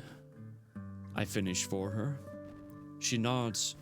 She nods her head, agreeing. Tilly drops into a chair across from us, draping his long legs over the armrest. How he manages to sit so unconventionally in such a tiny chair with his gigantic form, I'll never understand. He huffs out in an intrigued fashion. What is it? I snap at him. After everything that's happened, I have 0 patience for him. He raises a single brow. She knows. My blood boils. I want to smack the stupid smirk right off his face, but the look on Tegan's face silences me. She worries her bottom lip between her teeth and squirms in my arms. I try catching her gaze, but she's refusing to look away from Tilly. So, it's true? I told you before. I couldn't answer that for you. However, I think after today's events, I could. I take in a breath and let it out with a deep sigh. What are you talking about? She stiffens in my hold and bites her fingertips. They're red and swollen, and I pull her hand away before she makes them even more inflamed. She refocuses on me, her fingers twitching in my grasp, and clears her throat. We're mates. Her voice is so low I can barely make out the 2 words, and it takes my mind a moment to register their meaning. My jaw slackens, and I can't form a response. Is she sure? Maybe it makes a little sense if we were both having such... I keep trying to get the page ready to turn.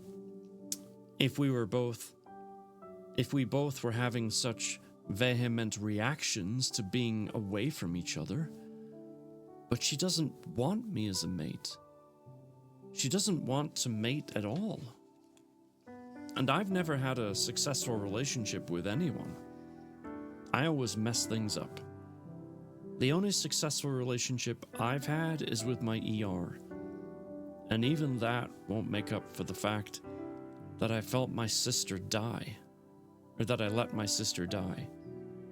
Her death, my failures, they created this void in me. I don't deserve any other hope in my life. Not even if I want Tegan with every fiber of my being. I don't deserve her. What can I offer her? I'm not even her species. I'm useless and a waste of her time. Well, this guy is really into self-reflection and positive affirmations, I can tell. He's just a go-get-em, glass half full kind of character, isn't he? Unbelievable. She's got to be wrong. I can't be her mate. If I really am, she's going to reject me and refuse me. Send me away again. She fidgets in my lap, sending blood to an inappropriate place at the current moment. My hands drop to her waist to still her before it becomes obvious just how awful a choice I am. Did you hear me? Her hands rest against my chest. Yeah. I stammer and slowly, good grief. I stammer and swallow to wet my sudden cotton mouth. But you don't want to find your mate. I whisper. I can't bring myself to look at her, so I keep my gaze locked onto a section of the dingy carpet while I wait for her to crush me. I know it's coming. She doesn't want this. I didn't. But then I found you. My heart soars, the elation so overpowering. I squeeze my eyes closed and I drop my head to rest against the top of hers. Is this really happening? Is she really here in my arms? I want to believe it is, but I'm not used to being vulnerable and letting someone else in. That's why I've been single all this time. The only thing I've allowed into my world is my work. It's the only thing I'm good at. The only thing I deserve. A way to right the wrongs of my past. This, with her, I want this to be real. But I'm afraid she's gonna push me away again. Breathing in her scent, my heart races under her hands. Are you sure? I whisper into her hair. That you're my mate? Or that I want you? I lean back to look into her eyes, my jaw clenching, preparing for the worst. Yes, to both. She gives me a tentative smile. Sighing out a large breath of air, I brush my thumb down her chin and across her thick bottom lip. He likes to do that. How is this possible? Tilly coughs and clears his throat, drawing our gaze to him. Fate, apparently. I've seen it happen to someone, but it was a while ago. Though I don't doubt what you both are. She woke from a dead sleep and sprinted outside to you. I felt him near me. I had to go. I nod in agreement. I felt uncomfortable and couldn't drive past this exit. It didn't stop until I stepped out of the car. Tilly nods, annoyingly in agreement. It was pulling you two together. Your bond isn't completed, which I hear is like a constant itch you can't scratch. It'll only get worse until it's done. His feet drop and he looks towards the door with a longing expression, quickly covering by his blank mask of boredom. How do we complete it? She quickly glances at me.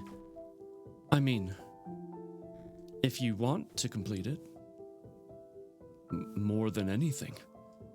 I don't know what any of this means, but I refuse to be separated from you again. I squeeze her tighter, nuzzling into her neck. I've never been mated, but I've been told there comes a point where you have to mentally accept the bond. Typically, the point comes during sex. Then the final piece, if one of you is human. Or wait, this is Tilly talking. I thought this was her talking. They have to be turned. Dude's gonna become a Venemisk. Angelic is fighting back. But the Delta is the final race. Will your fights be enough?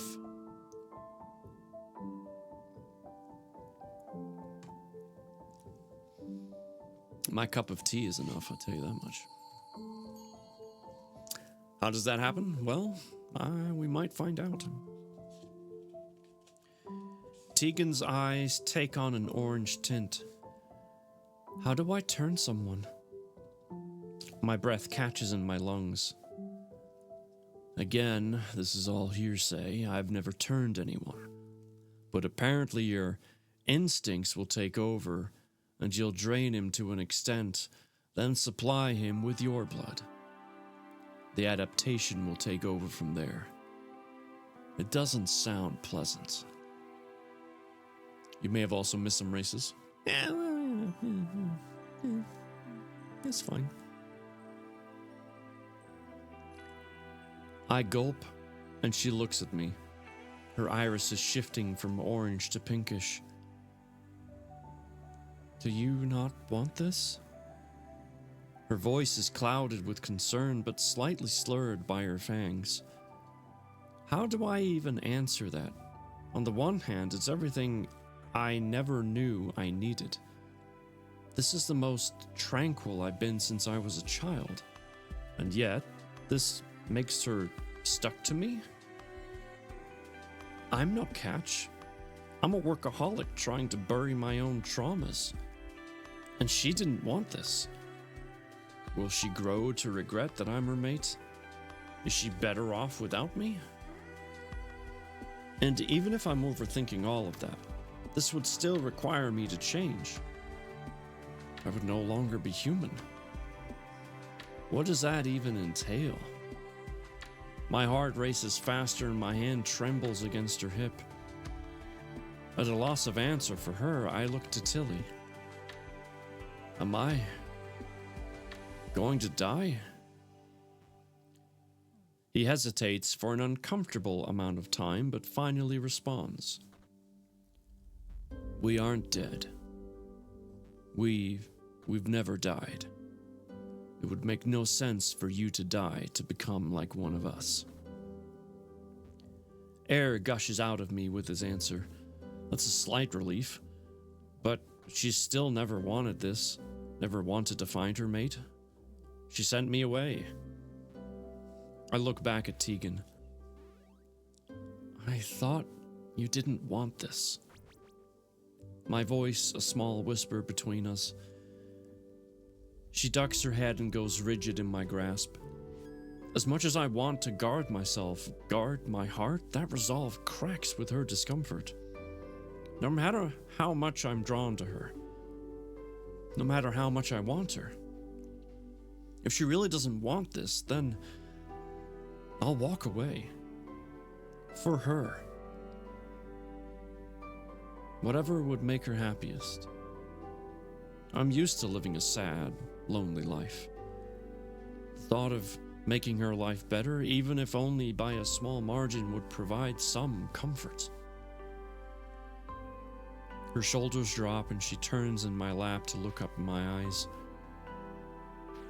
I didn't want to end up like my dad, which would never happen if I didn't find my mate.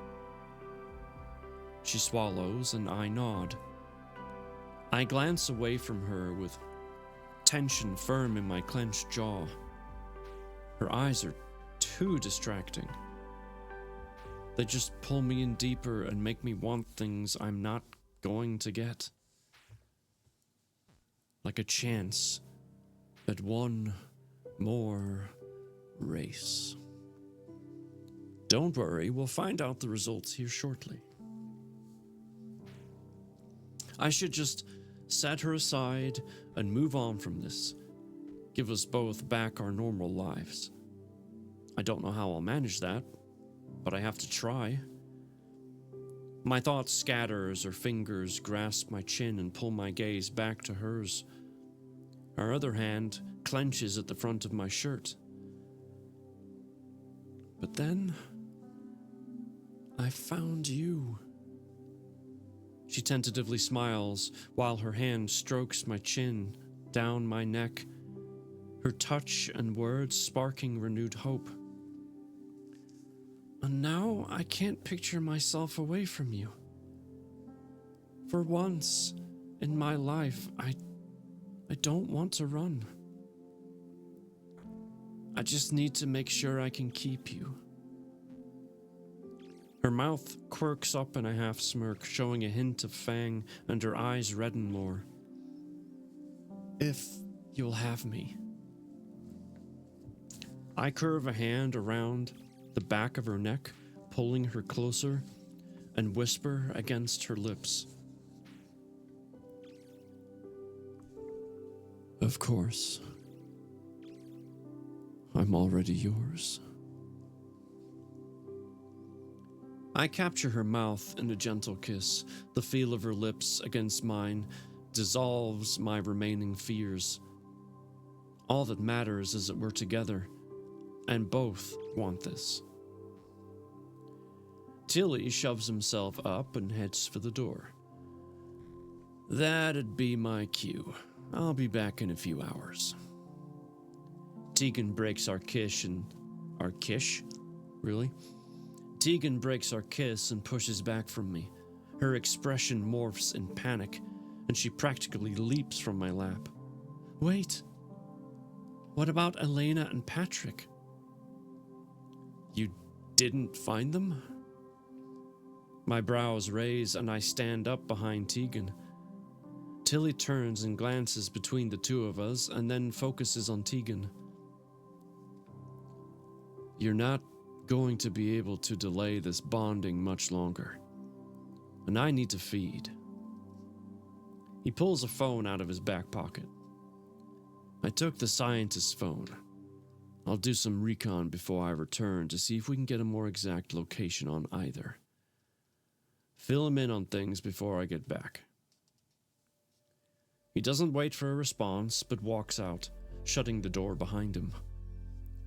She turns back to me, eyes crimson and fangs on full display between her parted lips. I push my glasses back up the bridge of my nose, brows furrowed. What happened? She shakes her head and bites her bottom lip, hissing. She releases it, and blood seeps from her sliced lip. We can talk about all of that later. Right now, I just need you to tell me that completing the mating bond is okay. She's practically vibrating with tension as blood trickles down her chin. She wraps her arms tightly around herself and rocks from heel to toe. I suck in a deep breath and nod. Yeah. From the moment I saw you in the bus wreck, I knew something was special about you, and I didn't want to leave you. Not that night, and not now. I want this. Whatever this is. Her arms drop to her sides, and she takes a hesitant step towards me. The bloodlust is back and stronger than last time. I've never been this out of control before, and I don't want to hurt you. Thank you for the lurk. I can feel her anguish and lust, both blood and physical, growing with each second. She's telling me what she's feeling, but I feel it too. Like a puzzle piece slipping into place, it mentally clicks. Am I feeling your feelings? The disbelief is clear in my voice. The scientific side of my brain spirals. This is like the empathetic ability to feel discomfort around a person in pain. But this is so much more. Deeper. Stronger. She nods. I can feel some of yours too. It's what woke me and called me to you. Her emotions feel like a weighted blanket on my chest, heavy and comforting, but they also make it a little hard to breathe. I step up, pulling her into my arms, and she trembles with my embrace. I tilt her head up towards mine. I want this. Her fingers dig into my shirt, and a hiccupy sob escapes her slightly parted lips. Me too. She steps even closer, wrapping her hands around my neck and pressing her breasts into my chest. I slide my hands up her back, moving her shirt up with a slow caress. She lifts her arms, and we only break our kiss long enough to pull it over her head. Her skin slides like silk beneath my fingers. I kiss and suck from her mouth, along her jaw and down the column of her neck. Her hands drop to the button of my pants. There's still a little fear of the unknown, but I don't think I could stop now. This feels like a lit fuse, burning steadily forward. I must have her. I kick off my shoes as she frees the buttons of my jeans. Her fingers skim my hips as she pushes my pants down my legs, and I excitedly step out of them. Expecting her to stand back up, my breath catches in surprise when she drops to her knees in front of me. Her crimson eyes look up through the thick auburn lashes, and she pulls my boxer briefs down, tossing them to the side. Still struggling with uncertainty, fear, and worry about how this will all play out. And I'm less than impressive. But she kneels in front of me, and there's so much passion in her eyes that all my confusing thoughts and emotions evaporate, and my blood runs south. I whip my shirt off in a fluid motion. Her tongue darts out to wet her lips, and I'm hard as steel. Will her fangs hurt? Oh, just in time, Mama House Gaming. She positions herself in front of me, her warm breath caressing the skin of my shaft. And yup, I don't really care if this hurts. Pain, pleasure, some weird combination of the two. I'm here for it all. Her head tilts, and she licks from my base to the tip, then slowly takes me into her mouth. I'm not enormous, not exactly small either, but she easily takes every inch. There's the slightest scrape of her fangs along my shaft. It's surprisingly erotic, as the tip presses against the back of her throat. My breath escapes me in a pant and my legs tremble. I'm not going to last long at this rate, but I don't want to finish in her mouth. Not this time, at least. You're going to do something else, then change your mind? Oh, what a good idea. I'm about to say something, but she slides off me, teasingly slow. She licks down my thigh, and the words dry in my throat. Her teeth pierce my skin. I jolt and moan in surprise, my dick twitching from the pain and pleasure. She only takes a couple of small pulls, then releases her bite, licking the wound closed. My blood's on fire, an all-consuming passion. I have to have her now. She stands with a sheepish grin. Sorry, the bloodlust's getting too intense.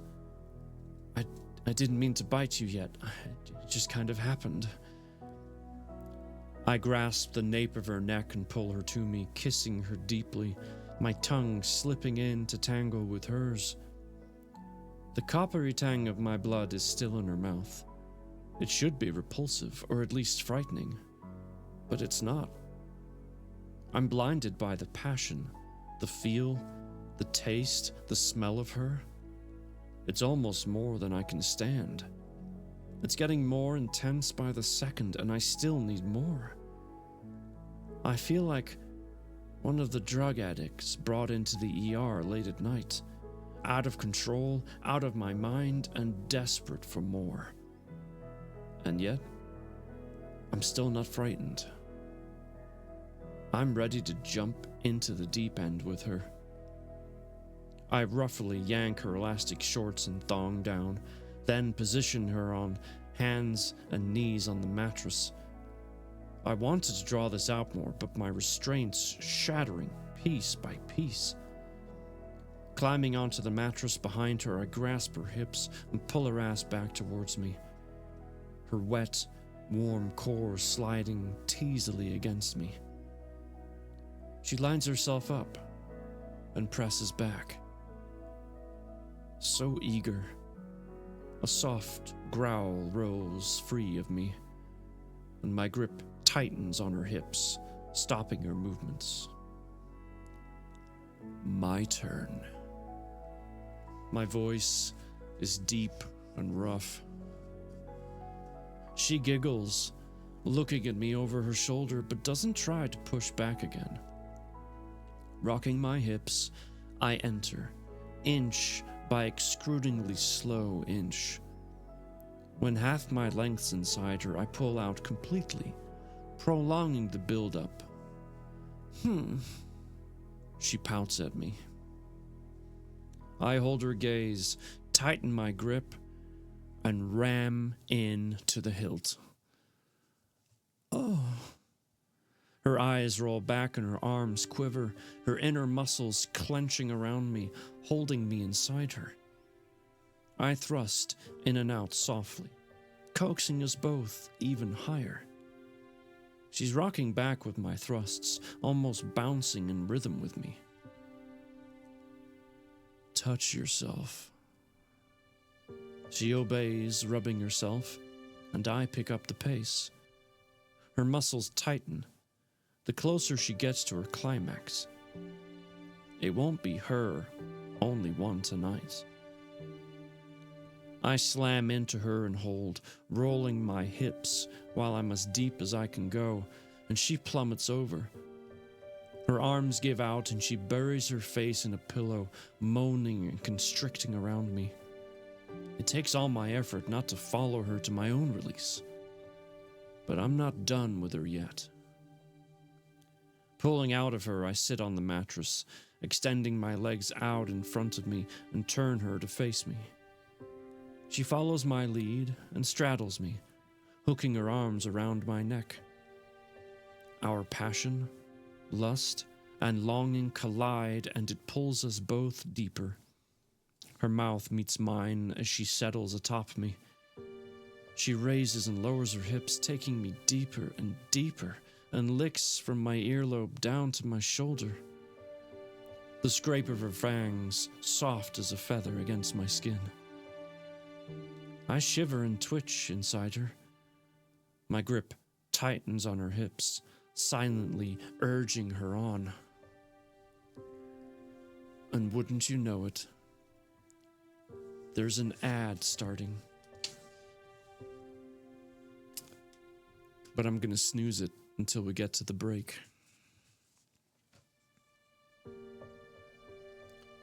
There's the slightest bit of pressure. Then the skin breaks, her sharp fangs piercing deeply.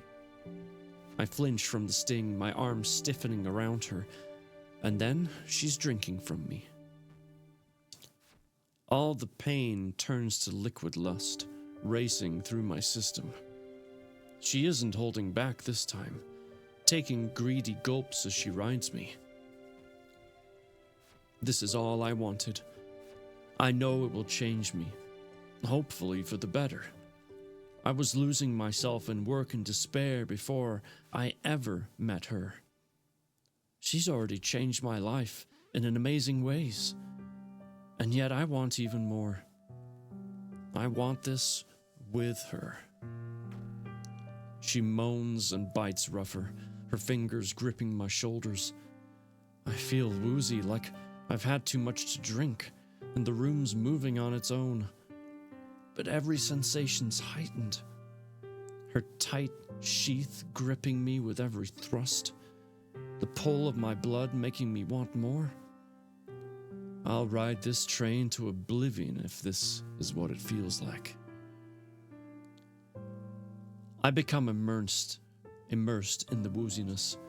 It's not bad, but I've lost my equilibrium, and my muscles aren't moving in the right ways. I want to continue, but my thrusts slow to a stop.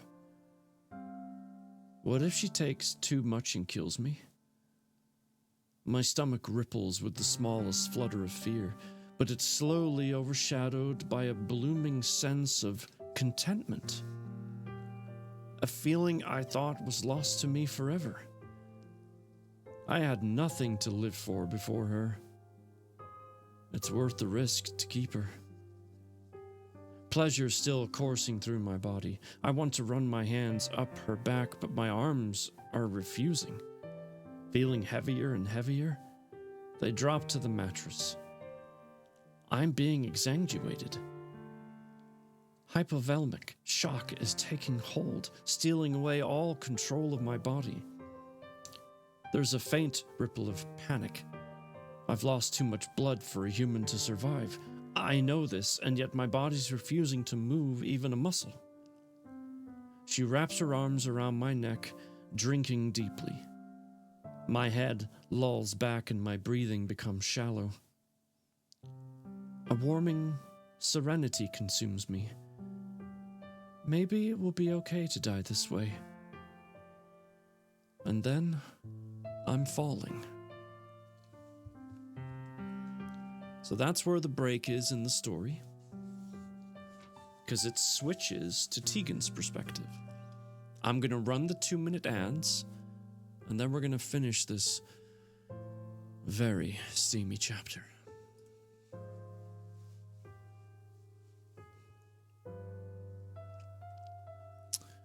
Technically, she's not a vampire. She is what they call in German a Vanamisk.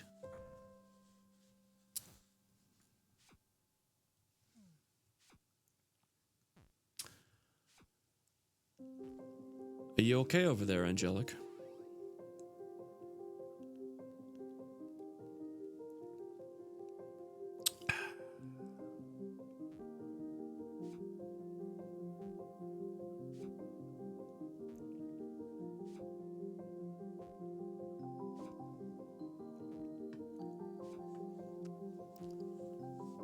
Are you enjoying Daddy read you a story?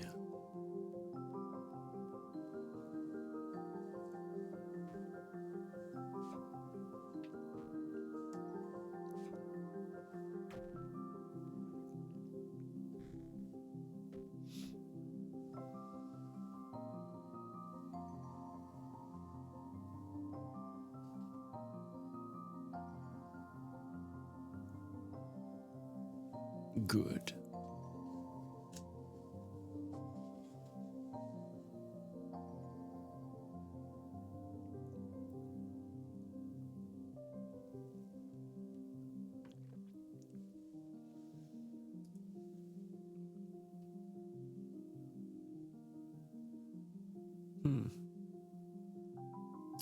Not surprising.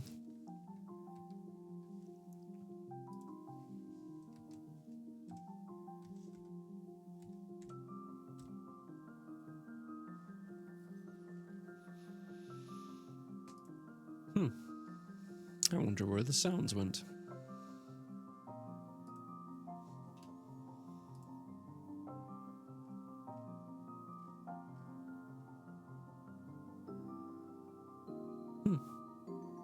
Sister brother. That would be wrong. All right, the ad's over. Switching to Tegan's perspective.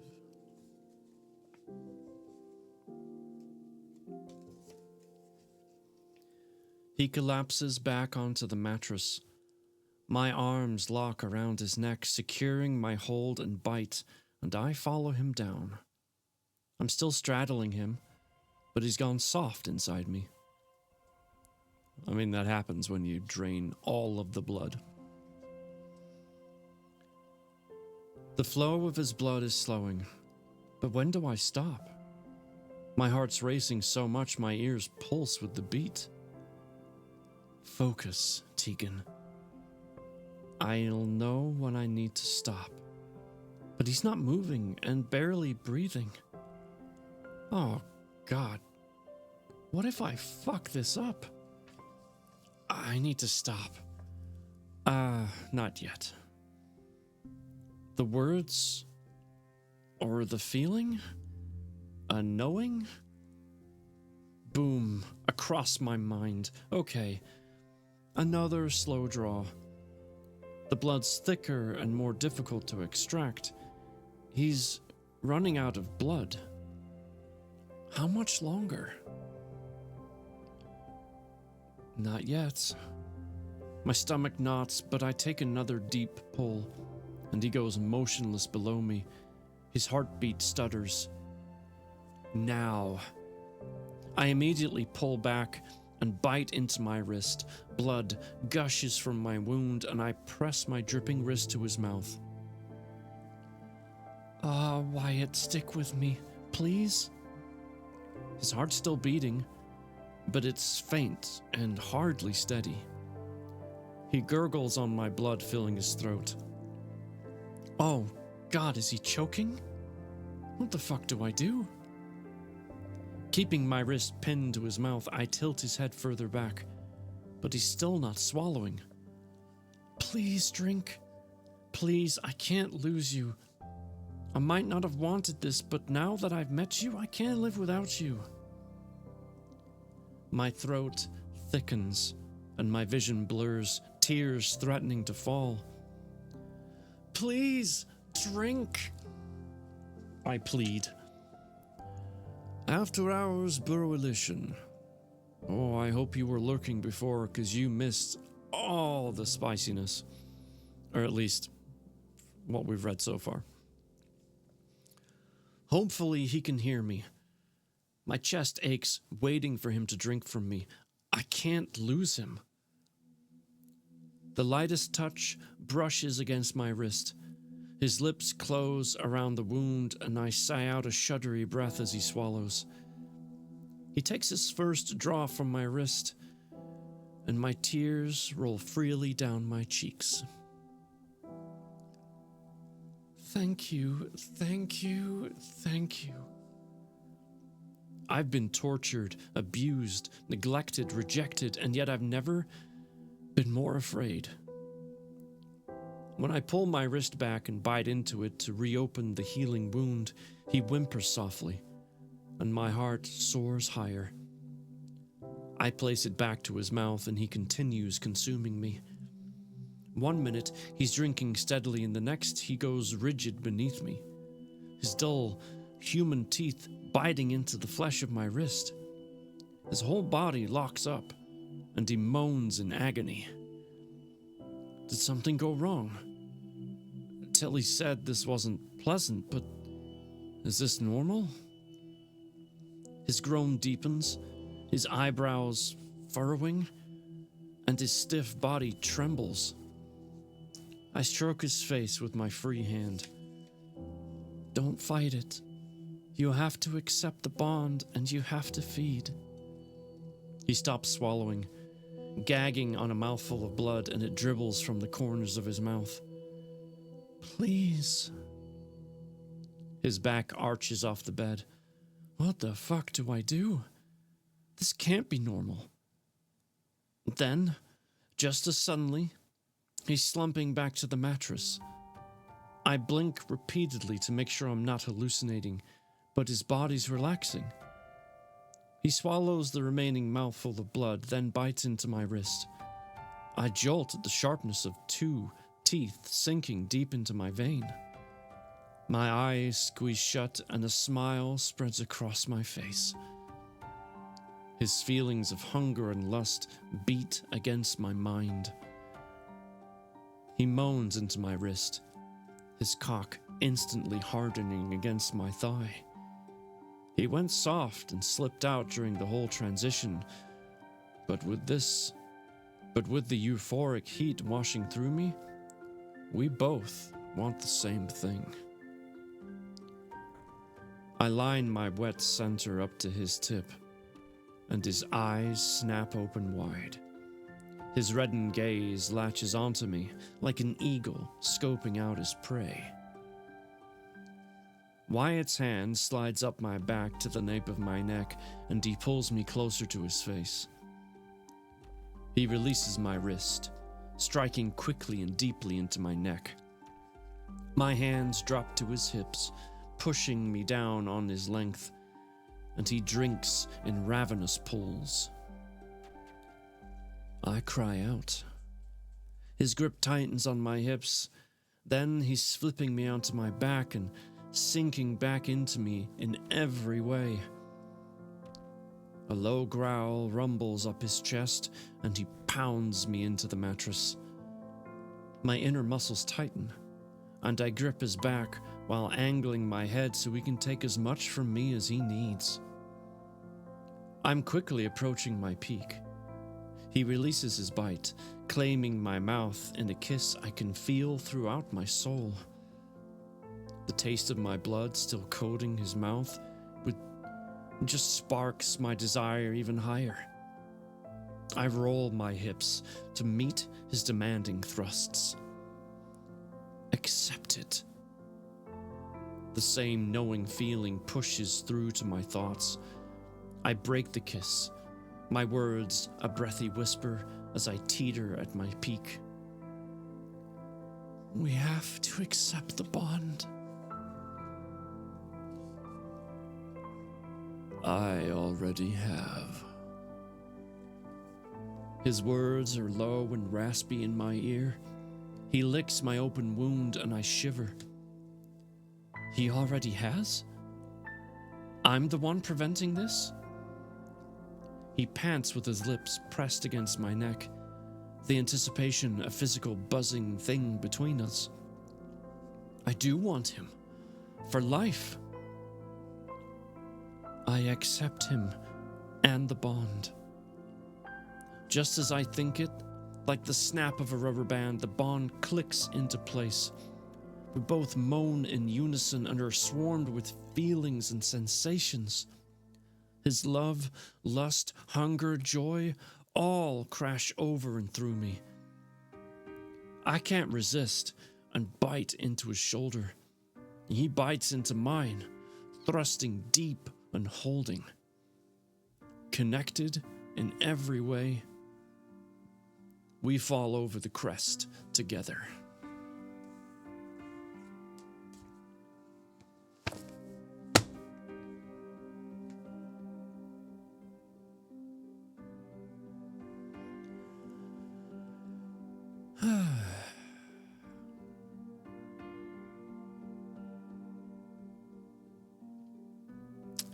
And that, ladies and gentlemen, is the end of the chapter.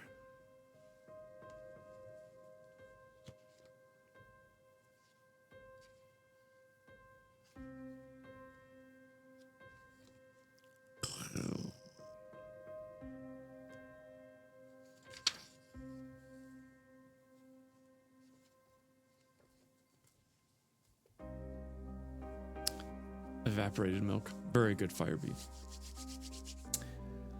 Well, I wrote it, but I'm totally blushing hearing read out loud. But you did it justice. Thank you. I hope everybody enjoyed it.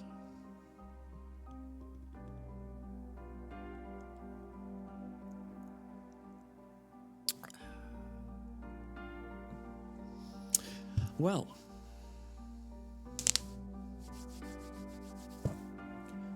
it's hard to believe we only have 40 odd pages left. I'm sorry you only heard the end. Well, me too, but luckily this is recorded. Good night, y'all. Spicy dreams. Have a wonderful evening, Kay. Go calm yourself down.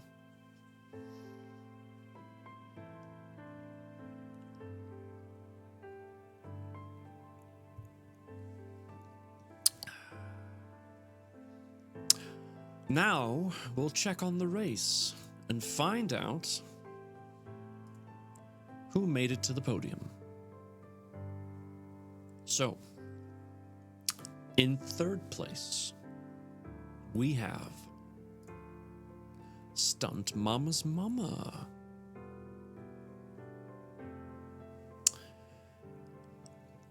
Interesting.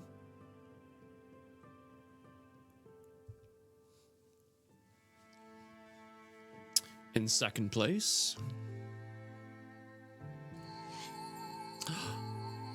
me. Now, unless something changed, I can't be both in second and first place. So, the question is, who took first?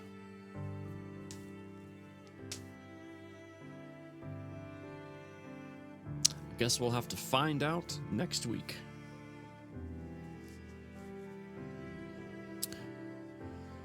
I'm just kidding. Here we go. First place. Angelic.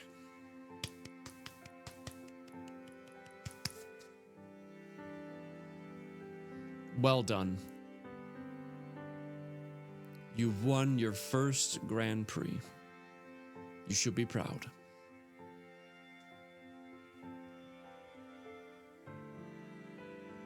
And if I'm hearing correctly, it's thundering outside.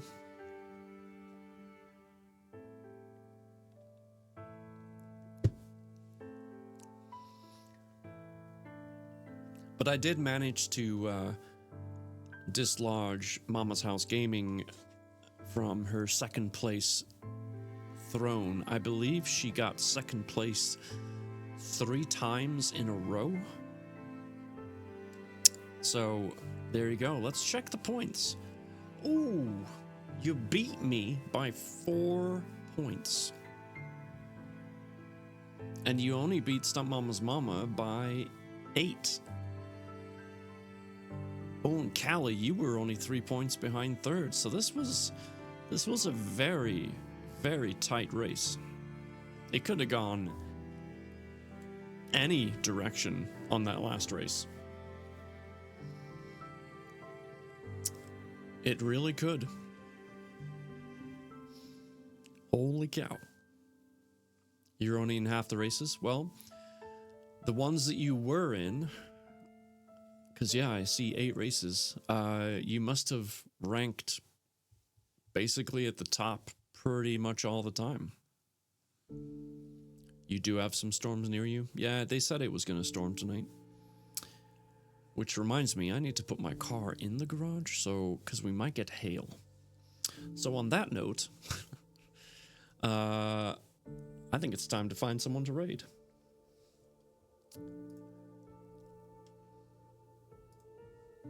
Okay, let me pull up our streamers. Let's see. Good night, brother. Glad I got to catch you on for a bit. Yeah, man. Rhino, thank you for being here. It was a pleasure seeing you. I hope you have a wonderful Monday tomorrow. You know, and whatever else you might get up to. Why are you guys blinking? Honk, noise, noise, noise, honk. Okay. That's fine.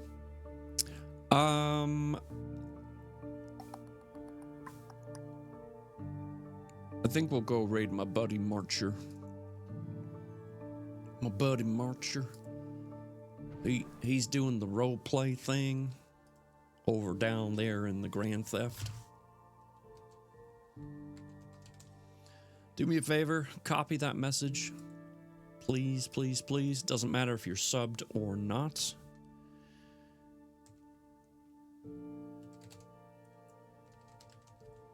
Wow, I cannot type. All right. We will be back on Tuesday. It's very possible that we might actually finish this book on Tuesday. Minus the epilogue, which I usually just read for myself. So yeah, we'll have to see. Because, well, we'll see. If we don't finish it Tuesday, we'll definitely be finishing it on Sunday. Which means I should probably get in touch with the next author to let her know that her book is coming up. I can't believe we're almost done. I felt like 2 weeks ago we just started the thing. Gosh darn it. Callie, I have been loving this book, so thank you for letting me read it. I know we're not quite done yet, but I just wanted to reiterate my appreciation for your willingness to let me explore the story in front of a live audience and just put it out there. So, all right, everybody. Thank you for being here. Thanks for engaging and listening and doing all the things. You make my night. You make my week. Couldn't be here and do this without you. Please, let's go say hi to Night Marcher. Please take care of yourselves. Take care of each other. Have a great night.